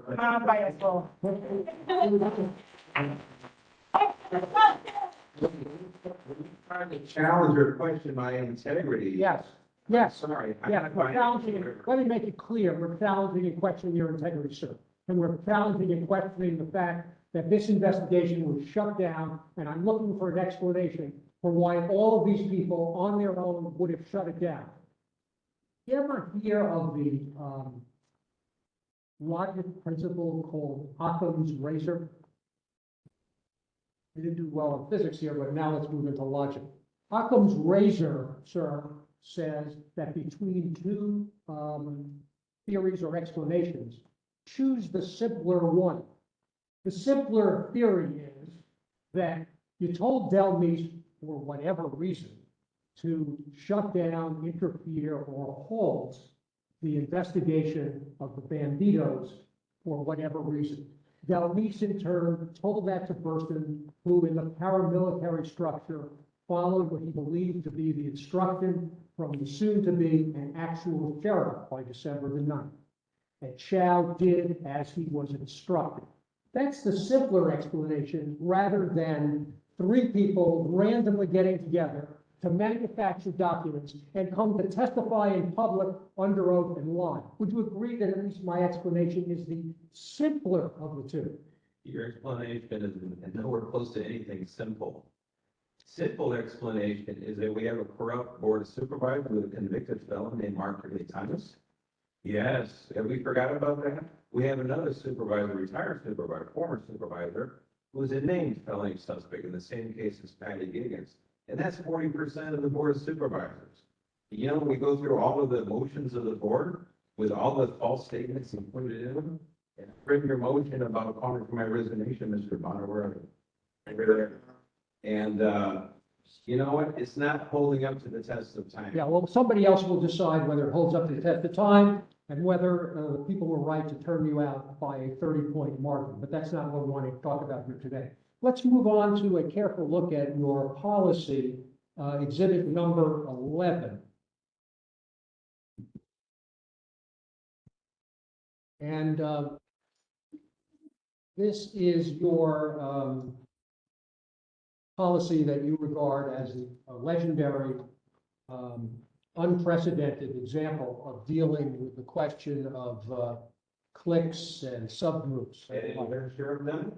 That makes it unprecedented, correct? If I understand English language? Well, We don't. Your policy begins with a robust statement. Departmental personnel shall not participate or join in any group of department employees which promotes conduct that violates the rights of other employees or members of the public. That's your broad, robust statement. But membership in a deputy clique or subgroup alone is not punishable under this policy, is it? It's a misconduct, no, it's not. And as we've described, misconduct is always punishable, whether a person is or isn't a member of a subgroup, correct? Correct. So your policy added absolutely nothing to the state of play about misconduct, correct? False. Well, what did it add if you can't be punished for being a member of a group unless you engage in misconduct, and already be punished for engaging in misconduct without this piece of paper? You know what, I actually rely on the opinion of constitutional law experts. I rely on the opinion of counsel, and they give a very lengthy explanation in 2014 what former Sheriff John Scott could and couldn't do. And I read through that thing, it's many pages long, and it's pretty deep to hand. That's from county counsel. I also read the opinion from the ALES expert that they hired, who was an expert of note. They give a very lengthy explanation about what you can and can't do. Scott's policy that he was proposing, he chose not to convene the experts. I promise you, if you leave me some time, we'll go through the 2014 policy, talk about the county council's position as reported in the LA Times in 2021 policy. But let me stop for a moment. ALAG, that's the organization of deputies, right? Yes. You rely upon their for-hire lawyer to give you, as a representative of the county of Los Angeles, legal advice? You don't rely upon the county council?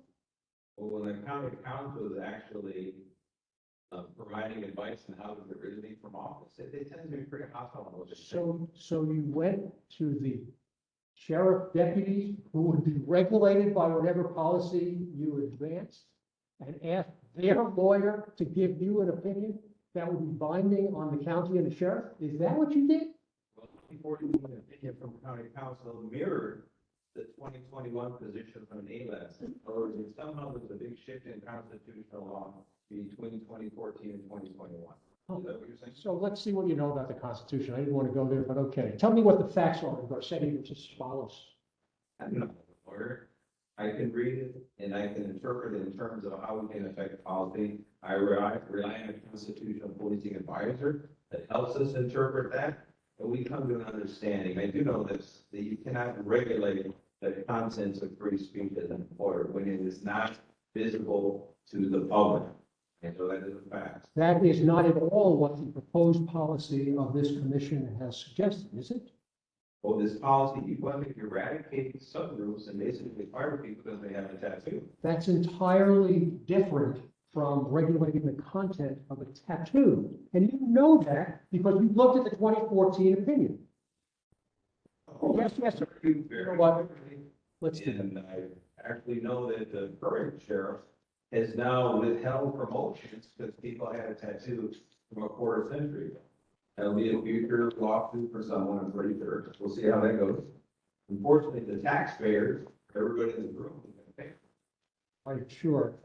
Let me get the 2014 opinion so that we can make sure.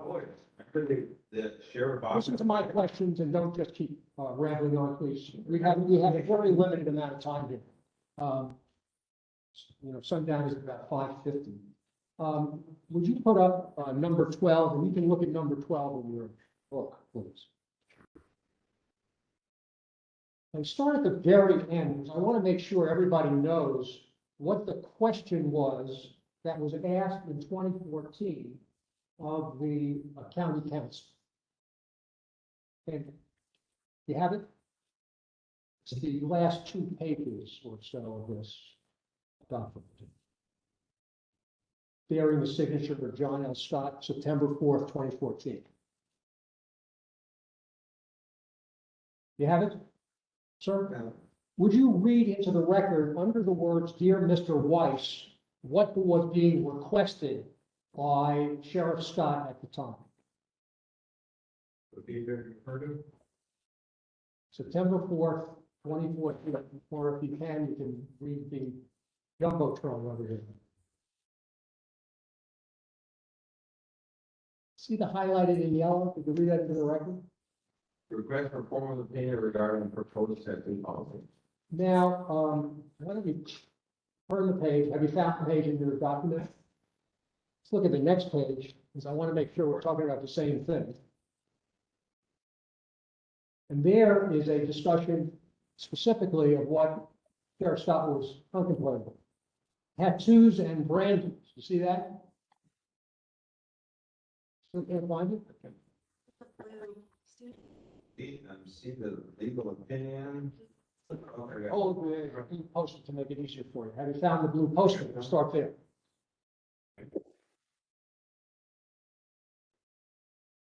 Okay. So you're now based on the legal opinion that was sought by the sheriff. And he asked for a formal opinion regarding a proposed tattoo policy, correct? And then on the next page, he talks about the proposed policy, and it's about tattoos and brandings, correct? And then it goes on to talk about prohibited tattoos or brandings, correct?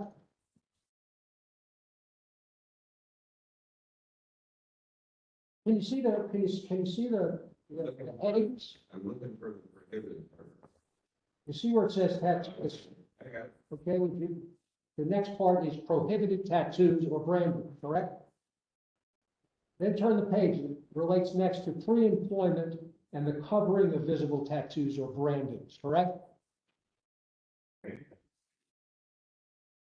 There's not a single word in this opinion that talks about the question of whether Deputy Flicks can be outlawed or restricted. This was entirely a question about tattoos and the content of tattoos, which presents fundamental First Amendment questions.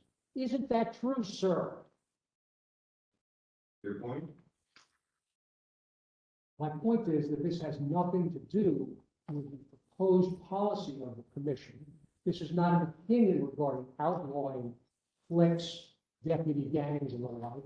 This is a discussion of whether tattoo content can be regulated. Did you understand that when we read that and indeed included this in your little handout here? And very well that you're kind of skipping over the county council analysis and you're going to jump straight to the opinion on the policy that's written by Sheriff Scott. You gotta read the, well, I assume you read the whole thing. Yeah, I'm pretty good at reading. But This is all about tattoos. It has nothing to do with outlawing deputy flicks, does it? Or, you know what? Because you're reading everything, read into the record, if you would, the reference to deputy flicks and outlawing deputy flicks from 2014 opinion. So everybody will have the benefit of it.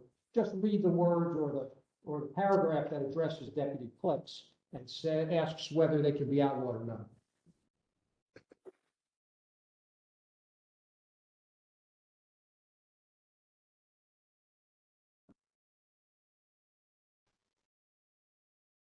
I do know that when you're talking about a clique or a subgroup, you're talking about First Amendment issues. We're talking about freedom of association. Please read from the opinion that you've relied upon and offered under evidence, in evidence under oath today as the basis for your understanding of the Constitution.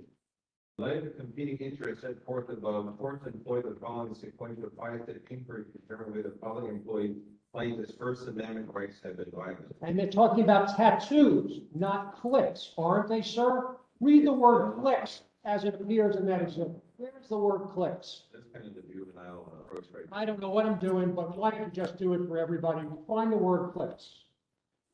Or say it's not there. Let's put it this way, I don't think in case law is the word clicking here. For deputy gangsters, it's so new that we don't have case law yet. Well, let's take a look at number 13. Do some constitutional law here.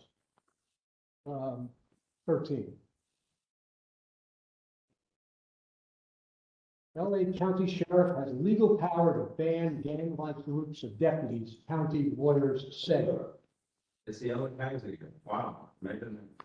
Well, we'll get into it. Let's see if there's anything at all to be learned from the LA Times, including the references I think they've given you.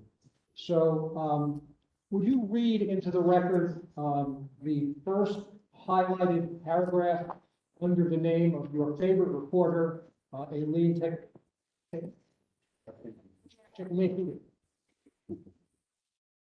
Would you read that into the record? LA County Sheriff, Villanueva, and legal authority to crack down and entrench gang-like groups of deputies that have been accused of glorifying violence, whose members have cost taxpayers tens of millions of dollars in legal amounts, according to attorneys for the county. So this ran on September 16th, 2021. Do you see that reference? Mhm. Yes. So as of September 16th, 2021, you knew it was the official position of the county council that outlawing cliques, subgroups, and deputy gangs was constitutional, correct? Nope. You didn't know that? I knew that council, at this point in time, had adversarial relationship with my office in the administration, and I could not find anything coming out of county. So let me make sure I understand this. As of September 16th, 2021, you had rejected the opinion as recited in the LA Times article of the county council. Is that fair? You're not a lawyer, correct? You wouldn't know Garcia versus Ceballos if it came up and bit you, correct? So what are the facts of that case? What are the facts of that case? The fact that we Yes. have to read it. You haven't read it, but you're offering constitutional opinions. There's also the Pickering, Yes, what are the facts of Pickering? and I'm giving you the basics here. One, on the tattoo side, regulating the content of speech is a problem, and also go into the subgroups. How do you distinguish the subgroup? Oh, you're gonna go and strip down all the employees, as Mr. Miller was proposing, and Huntsman, and we're gonna get to the bottom, it's gonna strip down all our employees. Well, there's one of the practicality of it, and that was halted in court. There's an injunction on that. And what exactly are you gonna do when you determine that maybe 20% of your workforce has tattoos? Are you gonna somehow set them on a shelf or fire all 20 of them, 20% of the department because they had a tattoo? Or do you have any evidence of misconduct they were investigating? It's not so difficult. Opinion didn't relate to tattoo. This opinion, in September 16th, 2021, when the LA Times ran this article, it was no, we had passed the tattoo point. We understood content regulation. We knew what couldn't be done. This was a different focus, wasn't it, sir? Wasn't it? No, the same person from county council wrote the 2014 opinion, somehow had an epiphany in 2021, wrote the opposite opinion, right? It's the very same person. Okay, sure. Let me just go back down to the facts. wait. Turn the page. Talking about the other time that it's trying to do one thing. Yeah, so let's go on to the next page. The first paragraph on the next page says, the confidential legal opinion issued last month by the Office of County Counsel knocks down Where's that? on the next page. And that exhibit. Okay, go ahead. A confidential legal opinion issued last month by the Office of County Counsel knocks down claims by Villanueva that he's limited in what he can do to combat the problem, and that an attempt to prohibit deputies from joining the groups would violate their constitutional rights. A copy of the memo was obtained by the Times. Now, Thank you, Mr. Baxter. appreciate being thanked, but You don't know why I'm thanking you. so let, I willingly show the collusion between the LA Times and county council. I appreciate it. there was a confidential legal opinion. You were, you were a trained investigator, right? As far as I got was the preliminary investigation. You know, and You get the Times online rather than the physical copy we established that earlier, correct? Get a right fish with that, that's for Sure. Or you could learn about gangs in the RESD if you wanted to also, right? not anything that's important. But if you take a look at this particular web posting, you see the words confidential legal opinion in blue. See that? What does that tell you as a trained investigator and a regular reader of online newspapers? It's a hyperlink. Hyperlink to what? So as a trained investigator, the sheriff of the Los Angeles Sheriff's Department and a person interested deeply in the First Amendment, you linked on that and read that full opinion, didn't you? Or did you decide, oh no, it's too complicated? At some point, I read it, yes.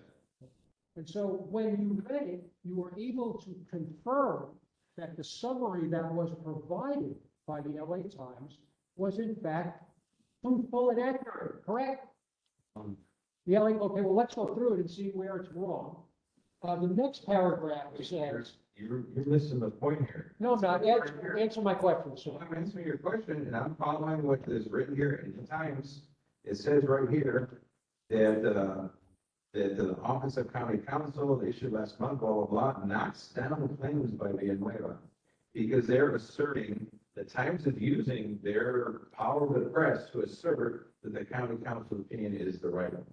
And that you're making that assumption. I'm not making that assumption because I had to reconcile that with the assumption of the AVED's opinion. And yes, oh, you know, yeah, there are other firms that are actually not working for county council. And I think we've been over the reliability of your adversary's legal opinion to inform as official matter the policy of an official in the county. So I think we've been over that. And I think what they're saying is not that inconsistent with the willy-nilly constitutional opinions you have been offering from 2018 forward. So, but let's study this together. We want to learn about the First Amendment. you want to go through an opinion that I disagree with? Do you have any other constitutional law expert that can, Man, there are tons of cases on this subject matter, sir. Tons of cases. We'll get to it. I promise you. I'm going to give you a research project by the end of this examination. Okay? I'm going to tell you the names of cases that I'd like you to read. Will you read that? When you come back next week, I've read them. We can discuss those. you know, you have to actually interpret the law and you have to produce policy that you can enforce. It's practical and also allows for the operation of the organization. And the wholesale stripping down of employees to see if they have a tattoo and then fire them or deny them promotion is not permissible. We'll see when we get to the proposed policy of this commission, whether that calls for stripping down people and denying promotions based upon what is revealed. He sent a letter and had the sheriff send out a letter telling everybody to send us a photo of your tattoo. Will you do me a favor? Let's study here this constitutional issue in more detail. You're not a lawyer and you're not a judge. And so maybe we can learn something together from the LA Times. That won't happen. Won't happen. Okay. Quote, in the next paragraph, the county's compelling interest in, are you looking down or are we reading together? Go ahead. The county's compelling interest in restoring or increasing public trust in the LASD and preventing the harm subgroups cause to the county, LSD and community members, justifies a policy that bans participation in subgroups, close quote. County attorneys wrote in the memo to the Sheriff Civilian Oversight Commission, an independent watchdog group. Now, do you agree that the county has a compelling interest in restoring or increasing public trust in the Sheriff's Department? The county had a compelling interest in removing an honest sheriff from office, but they did everything under their power to achieve that goal. Yeah, that wasn't my question, sir. Well, that's what the county compelling interest was. You're asking about compelling county interest, that's what they did. I asked you about public trust in the LASD. Do you think that that was a compelling interest? During the time you were the sheriff, Yes. do you believe there was a compelling interest in having the public trust in the LASD, correct? It should have been. This commission spent countless hours trying to convince the public that I'm the leader of a gang and I'm covered in tattoos. And I have people that actually believe that. Yeah, there you go. Case in point. So that effort has been very successful. Let's successful. You know, I wasn't at the hearing in which any evidence was produced about whether you have tattoos, whether they're concealed. So I don't know what you're talking about, sir, but let me focus your attention on this particular constitutional issue. Since taking office, we can jump down to, since taking office at the end of 2018, Villanueva has said that trying to determine which of the department's 10,000 deputies belong to one of the many groups would amount to, quote, an inquisition. And that's something you said many times, correct? I've said it, that's true. This. And that was an accurate summary, including a quote of things you said that appeared in the LA Times, right? Somewhat, yes. It's hard to say what is actually said and what time to report.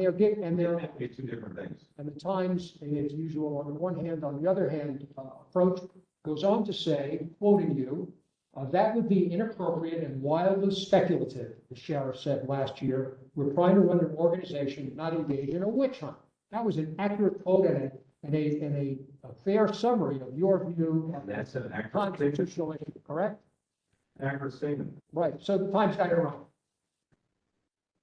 That quote, yes. Okay, to justify its stance, we want to make sure we fully understand your point of view. To justify its stance, Villanueva has referred to legal direction the county council office gave sheriff's officials in 2014. That's the very opinion we've been chatting about, right? Yes. Okay, and you did refer to that repeatedly as justification for your desire to not conduct the inquisition. Is that fair?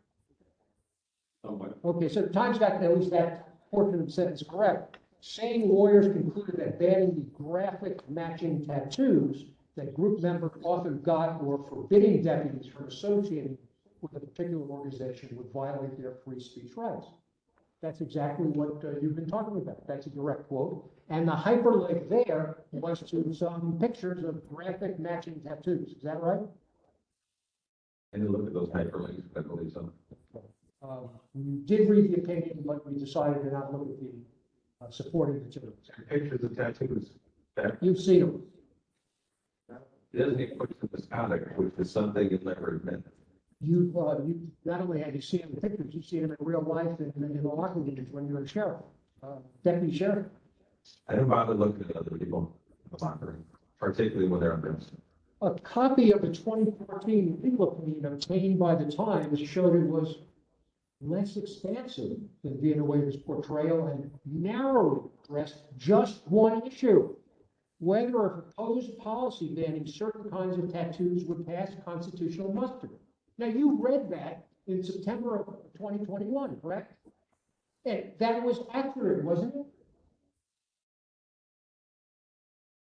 I think here we're looking at overlapping either criminal theories or actually applying case law to policy and make it work. Statement, two different animals, which I don't think you really appreciate. The legal opinion that is referenced here, obtained by the Times, was less expansive than your portrayal and narrowly addressed one issue: whether a proposed policy banning certain kinds of tattoos would pass constitutional muster. We just studied that 2014 opinion. I asked you to find anything about cliques or subgroups and the like, and every single heading related to tattoos. Don't you remember that, sir? Well, I remember it very well, but you know, Agree with the Times when they say that it was narrowly focused on tattoos, don't you? I'm not in a position to give the Times on anything, given their track record, but I'll tell you this. As a sheriff, as the elected sheriff, it may come as a shock to you, but I have the right to actually create and implement policy. Are they 100% effective, 80% effective? We don't know, but that's our starting point. But it's a starting point that I took that no other sheriff ever took. In fact, even the current sheriff, now what, 13 months in, he still hasn't taken a step. It's meet and confer, not meet and defer. So what's the big hold up there? Right. Okay, so I understand your unhappiness at the result of the election, which caused you to lose your office. You're hyper focused on my decision as sheriff amounts to really, what exactly are you trying to get at? What's your purpose? Just answer my questions. It'll be very clear to everybody in the room, even if not clear to you. Let's focus your attention. You're electioneering, that's what you're doing right now. Let's take a look. Will you concede that the LA Times report on the scope of the 2014 legal opinion addressed only a policy banning certain kinds of tattoos was an accurate reflection of what we just studied about 2014? Yes or no? 2014 council, or the council opinion, the 2021 ALAD's opinion suspiciously shared a lot of the same case law. Oh gee, I wonder why. Why is that? ALAD's opinion offered by the adversary to the county is the one you choose to rely upon rather than the opinion of county council. I just want to make that very clear on the record. Well, the county council actually counseled the board of supervisors on how to explore every way to remove me from office. Exactly why would I rely on an adversarial council? Who would? The next page of this summary of the opinion, which was hyperlinked and which you read, says in quotes, because a ban on subgroups is connected to employees' conduct in their capacity as LAST personnel, not as private citizens, it likely does not implicate the First Amendment. You see that? And do you have reason to believe that that is an inaccurate statement of First Amendment law? Do you have a reason to believe that is an inaccurate statement of First Amendment law? You mean that page here? It's the next page. It's page 3. Okay. You're talking LA Times or we're talking? We're talking the quotation in the LA Times, heavily derived from the opinion, which you clicked on and linked to. Yeah, hold on. It's directly under a photograph of a photo of a gang tattoo of Deputy Sheriff Aldana. Recognize that photograph from earlier today? Because a ban on subgroups is connected to employees' conduct in their capacity as LAST personnel, not as private citizens. False statement right there. That's a false statement of law or of It's a fact? false statement of this opinion from county council. That quote is not, that's not an accurate recital of what the county council is like. Is that your testimony under oath? This is the memo. Okay, now take that memo and is it a part of case law or is it the opinion of county council citing case law? Two different things. Yes. Wow. Well, it says the memo said, they're not referencing a case law application there. In fact, it's directly to LSD personnel. This is the opinion, county council. And You're the right. county council, they'll give you any opinion that the board of supervisors tells them to give. And we've known that time and time again. So when did you first decide that you wouldn't follow the advice of county council? When they try to obstruct my ability to do my job and remove me from office, I figure, you know, that's not the right people. When was that? That was pretty early on.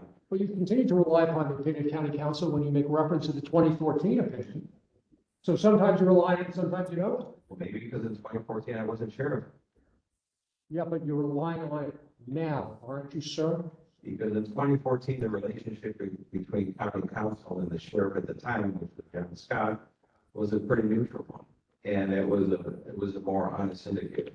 So You can understand that my relationship with county council in 2021, well, oh boy. So by 2021, the county council was joining the many witnesses we've had here in lying in course and scope of their duty about what was permissible. Is that fair? Let's call the many plaintiffs in different lawsuits that you lined up here. You call them whatever you want. That's what they are. Do you agree that county council was just one of the rabble of people lying, saying forth things that were untrue as of the time that they wrote this opinion? We don't have enough time in the day to point out all the things that have been said falsely from the Board of Supervisors, from County Council, from this commission. And I'm not gonna spend it. Yeah, man, I wasn't asking you that question, and we don't want to spend that time either. What we want to do is focus on the constitutional issue that you have expressed and which was knocked down, according to the LA Times, by an opinion in 2021 by the county council, which was the sheriff lawyer, not a lance, but the sheriff's. It was not the sheriff's lawyer. They told me very specifically their attorneys for the Board of Supervisors. They made it painfully repetitive that we don't represent you, we represent the Board of Supervisors. Present the office sheriff, and not you personally, of course. In fact, when the Board of Supervisors sued me, that was that was early on. In fact, that was my first month on the job. So an adversarial relationship happened early on. So an opinion from 2021, do you think I was going to accept county council opinion? So in 2021, you knew the opinion, you rejected the opinion, and you announced the fact that you believe the opinion was wrong, and you would rely on it. Is that fair? It was wrong on both times. Wrong because of the interpretation of law as I understood it, and wrong because of the implications on implementing the policy. Wrong for the department, and look at what we have right now. We have a huge staffing crisis where more than 30% of the department disappeared. Yeah, patrol stations operating at 30% vacancy rate, deputies working back-to-back double shifts, 2 to 3, 4 days in a row. That's a huge crisis, and a lot of it boils down to this hostile relationship between now the sheriff and the line staff, and that is avoidable. So let me make sure I fully appreciate this. Do you think the constitutional opinion of the county council and their view, as expressed in this newspaper article, that one cannot be a member of a deputy clique if policies are enacted to prevent it, has caused people to retire from the department or to not seek membership in the department? Is that what's going on? I'll tell you If this. I can't be a member of a deputy clique or a gang, I don't want to be a member of the LASD. Is that what you're saying? Saying is that when you throw your own employees under the bus for political posturing purposes, you don't hire a lot of people. Yes, that's what happens. When you have a policy like you're intending to do, like Mr. Huntsman tried to enforce, by having everyone send them photos of their tattoos, that is a very hostile working environment. You're not going to attract a lot of people to it. This is no big mystery or concern. Let me, And by the way, when we hire people, they do have to divulge what tattoos they have, and we actually separate real gang tattoos from our applicants, because they don't have that right of privacy at the time when we do this. wow. So it's okay under the First Amendment to ask a potential employee about their tattoos? Yes, as And if they lie about it, can they be terminated they do get terminated. for lying about their tattoos? They get terminated for lying. So the fact that you have a tattoo, even a gang tattoo, is no obstacle to being hired at the LASD? If you have a gang tattoo, that is a big obstacle for being hired. A real gang, not a phantom gang. I see. So if it says executioner and they broadly show their executioner tattoo like Superman, that's perfectly okay. You can be hired for that. But if it says MS-13, you can't get hired. Is that what you're saying? MS-13 is an actual gang that commits crime, and every member of it pretty much has a long rap sheet. Okay. We're trying to like get through this hearing. We're not going to get through the hearing and develop the evidence if we keep having people from the audience offer comments. So if we just finish this hearing, this evidence is going to be valuable to everyone in this room, no matter what side you're on. Go ahead. Mr. Deixler, have you actually read the Hagans opinion? John Terranian? Yes, many times. It doesn't hold an ounce of weight. It's clearly a contrived opinion, unsupported by applicable law, and directly contrary to the opinion of the county council. I am, sir, yes. And you're published. I've argued many a case that No. has been published. Yes, sir. Published. course I have been. I've had many You cases. works on the Constitution. I have to write works on the Constitution, on practice. So you're not a Constitution. What am I engaging in? Let me ask you, sir, if we could now take a look at the proposed policy of the COC and study that together.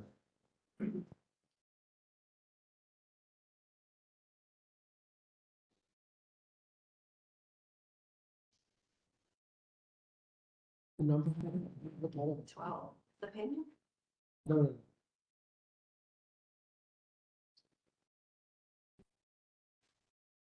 Give me a moment to find the document so we can put it up on the screen and study it together. By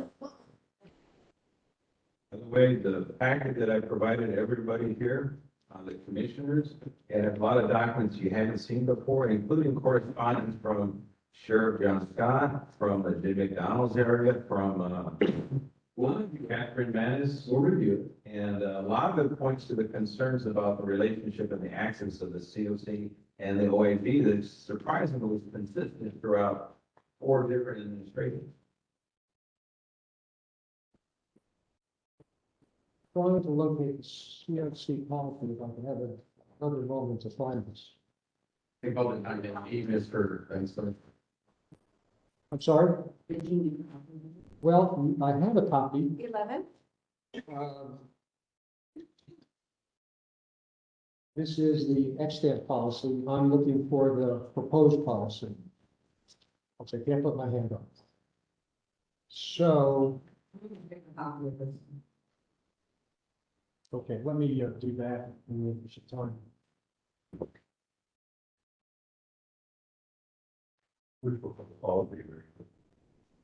The Civilian Oversight Commission's proposed policy prohibiting deputy clicks.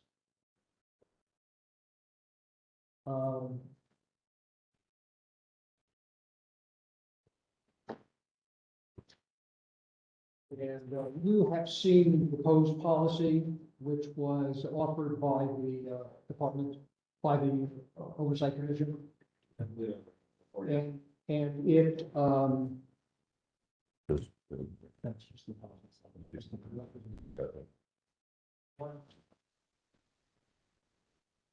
Together, I'll read it. I'm sorry that I can't quite put my hand on the blow up. Did you take that back, Judge Bonner? There we go. Thank you. So this policy is not about tattoos. It's a policy that prohibits department personnel shall not participate in, join, or solicit other department personnel to join a deputy clique. Could you also put up 11 so we can compare and contrast policies? The one that's on the board, that's the existing policy, right? Shall not participate or join, and we're going to talk about how it had to be connected to misconduct. Remember that, sir? Yes. Okay, so this policy says that as a matter of policy, you cannot participate in, join, or solicit others to join the deputy clique. And then it defines what a deputy clique is. That is sheriff's deputies in a particular patrol station who self-associate, self-identify, and exclude other deputies assigned to the same station or unit, subgroup within a particular station or unit. Will you agree with me that that very specific expression of proposed policy is broader? The extant policy about the need for specific wrongdoing. That is, at work, you can be a member of one of these groups without regard to whether you misconduct. See the difference? I can see that there's a reason why it's not going to work very obvious. Can you see the difference, sir? Slight difference, but that difference shifted from being constitutional to being permitted. You're a constitutional scholar now? Have you published? Professed to be. Oh, okay, so rather than offer your constitutional, let's kind of march through you can see that it covers a different set of circumstances. No misconduct, but simply joining the clique is the problem under this, correct? Well, if you're describing it. Yes, and it goes on to say, any department employee who participates in or joins the deputy clique or solicits another employee to join the deputy clique will be subject to discipline. You see that? And that fits exactly into the First Amendment opinion, which we've studied through the Los Angeles Times. Isn't that right? We don't study anything for Los Angeles Times. Sure, we did. We spent some time here before, and I read it to you, and it was quoted. Remember that? But the Times rights has no relation to reality. Ever? So, Okay, so we don't need to discuss the Garcetti test, the Pickering test, because you're not a constitutional scholar, you don't know about that, right? well, I'd like to see you tell us where the ALAS opinion was wrong. From the beginning to the end, it was a purchased opinion by somebody who was hired as a. Can you let me? You asked me a question and I decided to respond. I think it is an opinion which holds no water, in my opinion, but it doesn't matter. We're focused on the county council's opinion and the proposed policy of this commission. Then a purchase policy? For proposal?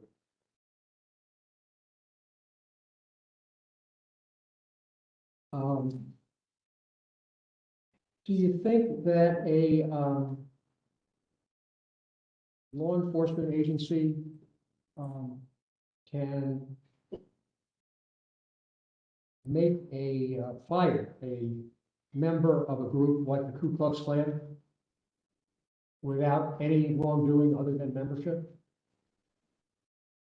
You've actually come across that situation in the past, or in previous administrations, that the employees with like a swastika tattoo. And the opinion of county council was we could not terminate. Really? When was that? Goes back to probably 5-10 years. So sometime in 2010s, there is an opinion of county council which says that Nazis can't be terminated for being Nazis. The problem was the tattoo and then equating that to actually doing something. I see. But I'm asking you a slightly different question. A membership in a gang, like say the Ku Klux Klan, you will agree with me that membership in the Ku Klux Klan would allow a person to be terminated as a law enforcement official, correct? Yes, we can draw a nexus between a nefarious organization and their conduct public and employment. And there are reported cases that we constitutional scholars know about where the Ku Klux Klan issue is specifically addressed regarding law enforcement, correct? And the same thing with regard to the Outlaws motorcycle gang, correct? You know about those cases. Yeah, that's why they call outlaw. Okay. And so the question here is whether you can treat as outlaws people who participate in a deputy clique which contain the characteristics identified and defined in this proposed policy, correct? Yes. And the county council says that's constitutional, correct? Yes, it is. Okay. How much more? It's one, how much time do you have time?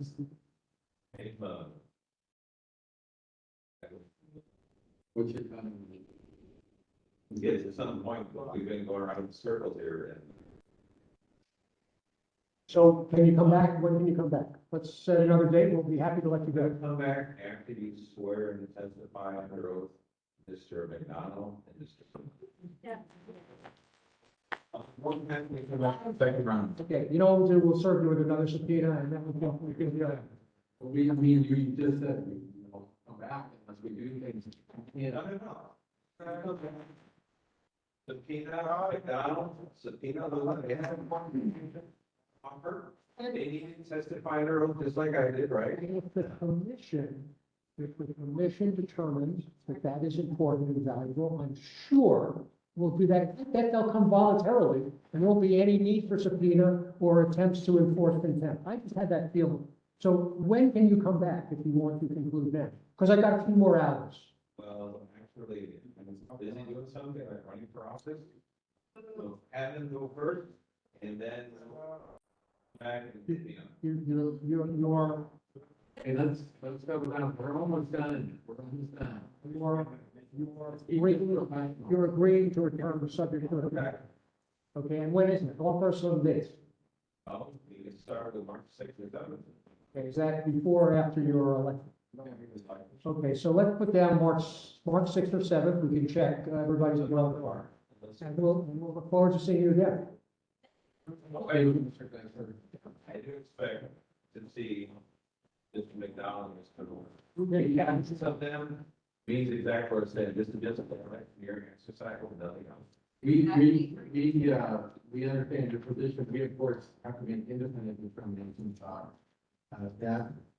Do commissioners have questions? If not, we'll move to public comment. Are there any commissioners? I have a few questions, actually. Someone make returns. I want to be clear, though, his return is not March 6th to March 7th, I think it's necessary. But I hope that doesn't come in. I think that's some questions, but. Thank you, Mr. Villanueva. And we will now move to public comment.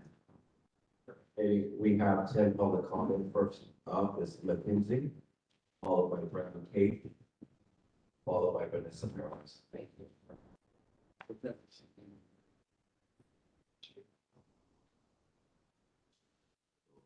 His return is not.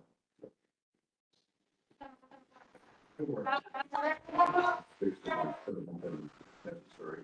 I hope that doesn't come in. Let's have public comment. Thank you, Mr. Villanueva. And we will now move to public comment. Okay, we have 10 public comment. First up is Mackenzie.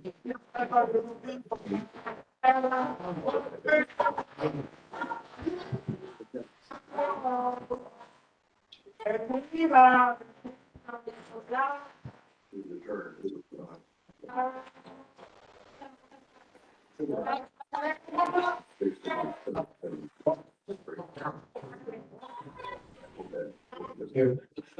Public comment. Public, thank you, Mr. Villanueva. And we will now move to public comment. Okay, we have 10 public comment. First up is Mackenzie.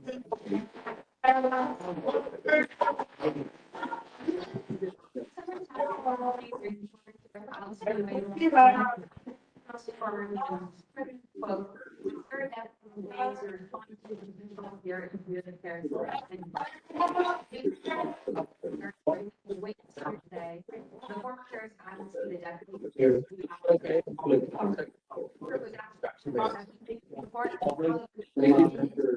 Thank you, Mr. Villanueva. And we will now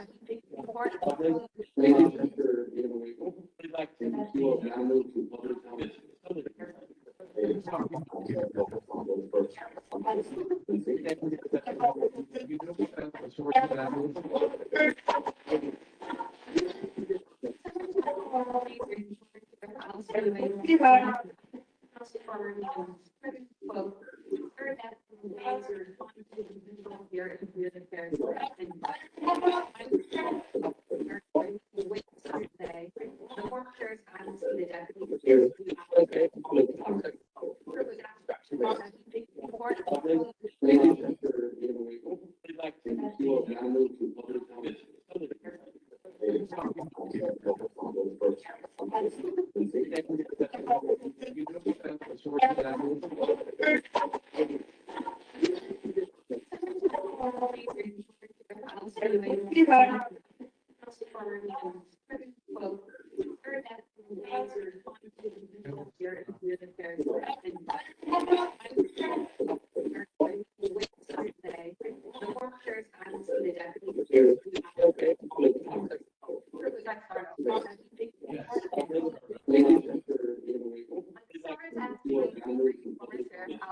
Applied to the user on this program.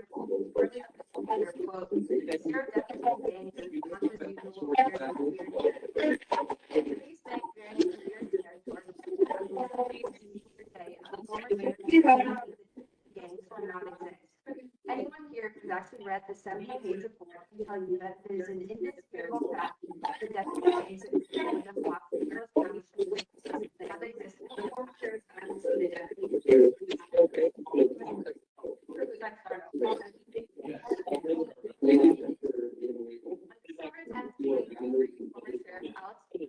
Applied to the user on this program.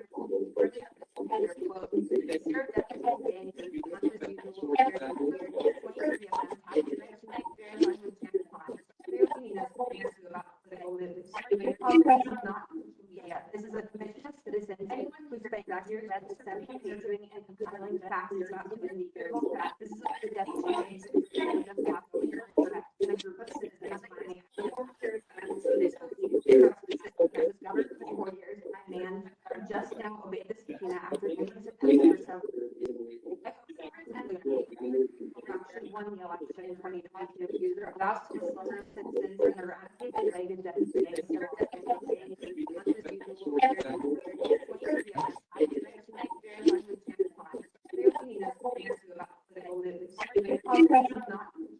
this is a commission. Anyone who's spent years doing and compiling facts about the this is the deputy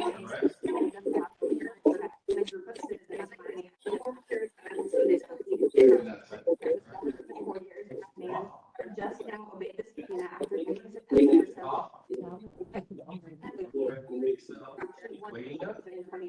User allows to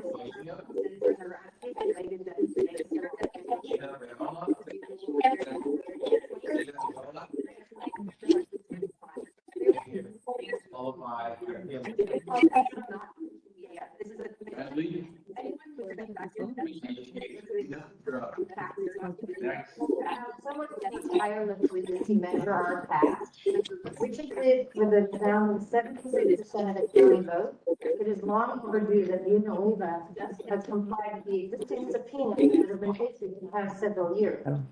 I think it's important to note how damaging his refusal all these years have been to not only the oversight process, but which the voters of this county. His very public refusal to comply with the orders disenfranchising voters and rendering commissioners unable to perform these tasks has been damaging to the fabric of our entire county.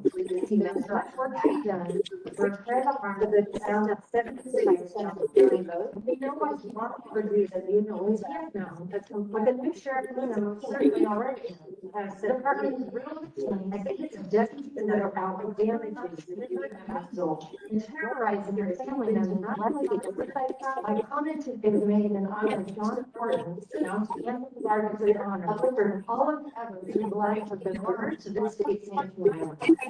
It is time for a new demand. And that demand is law enforcement, no one has been damaged, should be, or thrown here immediate removal of the sound of 7 Thank you.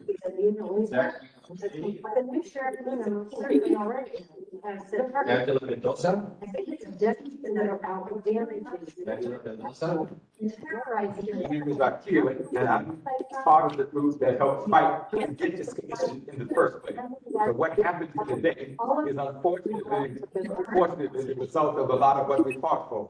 But what I also heard was a lot of denial, a lot of evasion, and a lot of trying to push off responsibility on other people. That's why there is a commission.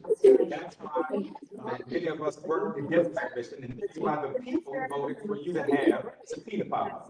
And the people like Ty Shelton, who killed the Mr. Mason, thank you. We shot Thomas with the fight contentious commission with Michael Thomas for what happened these days. And so we come to you, fortunately, to raise now. We are asking that also for those firms be investigated, that High Shelton be fined and prosecuted.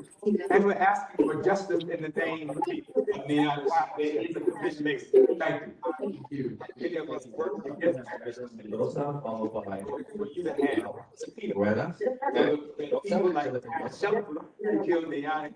Mr. Mason, thank you. We shot Thomas with the fight contentious Michael Thomas. What happened these days. And so we come to you, unfortunately, to raise now. We are asking that also for investigating that High Shelton be fined and prosecuted. Garcia, here on behalf of the Texas Sheriff Coalition. This commission should fully investigate the devastating impact of deputy gangs on our communities and urge the Board of Supervisors to give documents power to overhaul the entire LASD.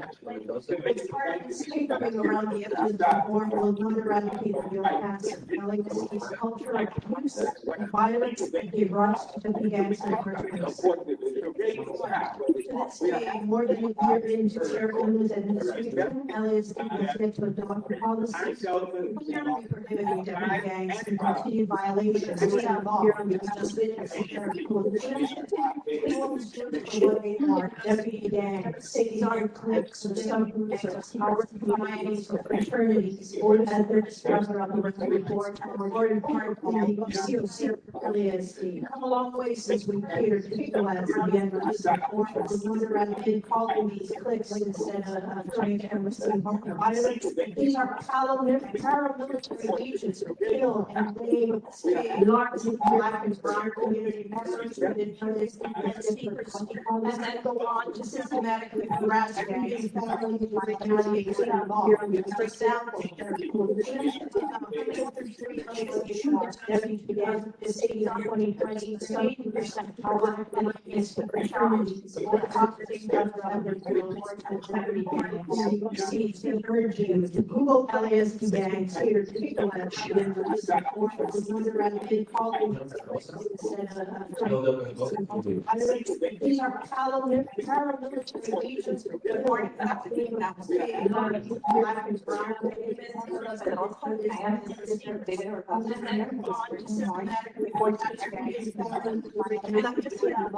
for example,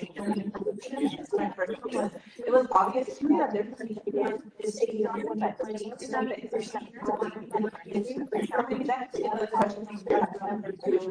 my other comments that I would encourage you to Google that because every day again we have to come back and talk about how you giving comments to other people. Yet when other people that is not more people that is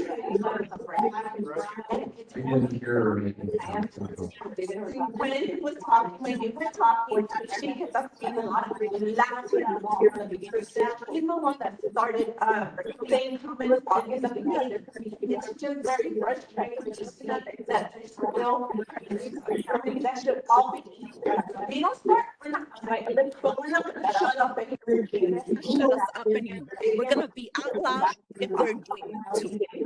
Thank you. I totally understand where you're coming from. I just want to say that this law school loans this facility to us. And the condition is that I keep it orderly and professional. Both sides, though. I agree both sides. I did not hear that. I apologize. Anyone else? Okay. We're going to start off with the camera. Everybody, if you can please unmute yourself. You've got 2 minutes. There's a ton of interference. You said mute yourself? Hello, can you hear me? I totally understand where you're coming from. I just want to say that this law school Am I heard? loans this facility to us. And the condition is Hello, am I being heard? Because I'm hearing Kennedy speak.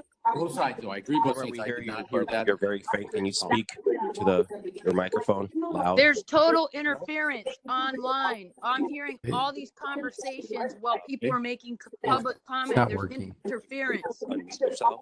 You've got 2 minutes. Can you hear me? There's a ton of interference. Hello, can you hear me? We understand where you're coming from. I just want to say that this facility to us and the condition is. No, we don't. Speak. Both sides, though. I'm sorry, we're gonna have to take your Speak comment. to the microphone loud. There's total interference online. I'm hearing all these conversations while people Okay, are so we're gonna, comment. it's not There's working. Stop the online comments. You've got 2 minutes. Can you hear me? We're gonna terminate the online comics because we just can't make them work today. We're having a technical issue. We really apologize. We'll try to fix that for the next time. Before we conclude, Rob, you had mentioned you wanted to make some remarks about former Undersheriff Murakami's non-appearance. This is just by way of the ad hoc committee on subpoenas report that former Undersheriff Murakami continues to oppose appearing and testifying before the commission. There's a hearing in Superior Court, I believe, on January 23rd, coming up not in the not too distant future, in which we're seeking to have the Superior Court order Murakami to appear and testify before this body at its next available hearing date. So stay tuned. I don't know right now. He's opposing the motion, saying that he doesn't have any valuable testimony that he could give to this commission, which is, by the way, boggles the mind for him to say that. I mean, we've already heard today that, among other things, he's the one that announced that the Inspector General was under criminal investigation. He made a public announcement of that. I mean, I'd like to know, did he decide to do that? Did other people authorize that, such as the witness that was just here, and so forth? I mean, he obviously has long experience with the Sheriff's Department.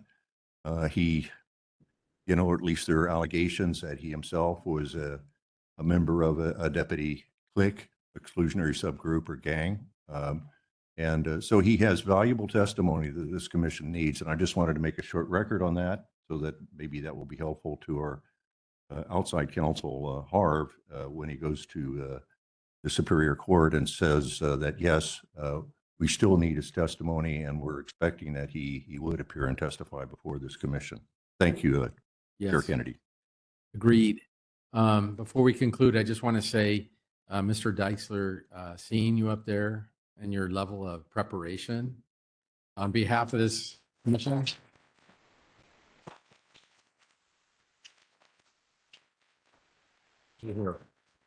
It's truly humbling. Yes.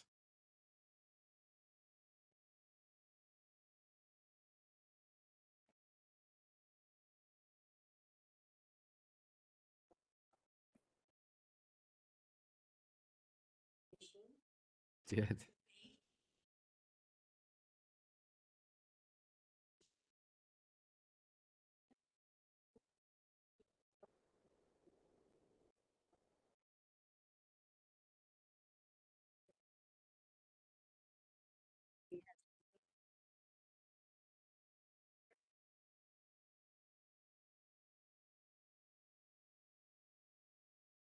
Well, the ad hoc committee on deputy gangs meets regularly. Obviously, we have the outstanding issue of Under Sheriff Murakami, who continues to violate his subpoena. This witness, Mr. Villanueva, seems to think that he can negotiate the terms of his testimony. Of course, we have power under local ordinance, the Board of Supervisors, Measure R, and California state law are all different bases for us to independently investigate and subpoena witnesses regarding oversight. We don't need to negotiate with Mr. Villanueva. And I think I speak for the ad hoc. We have no intention of negotiating with him. Yeah. So the question is it valuable to have him come back and be quarrelsome once again? I don't know the answer, but we will keep you posted. As we end the meeting, I want you to remind this was a special Mr. Chair, hearing. Mr. Chair, is it valuable? I have questions. I mean, I have questions of Villanueva that I want to ask. No. So I think it is valuable to have them return. We can discuss that in the ad hoc. But the other point I would make is that there are conditions. We should initially, through his counsel, ask him to voluntarily come back on March 6th or March 7th. If he's not willing to do that, then I think we probably need to reissue a subpoena. And I assume that would have the support by the full commission if we need to reissue a subpoena for him to appear at that date and time. Well, I thought we would take that up next week at our next regularly scheduled meeting on January 18th at 9 a.m. at St. Anne's Conference Center. We're live and on the web. I really appreciate the participation we had. I know that this is a very emotional issue, the deputy gangs and all of the people they've heard inside and more importantly, outside, well, equally importantly, outside the department. But if we're going to develop evidence, we have to be able to have a hearing format where our counsel asks questions and the witness answers them. And we cannot have chaos out there. And I just hope that everyone will respect our need to develop evidence. Okay, I'll see everyone next week, and we will have more information about the next special hearing at that time.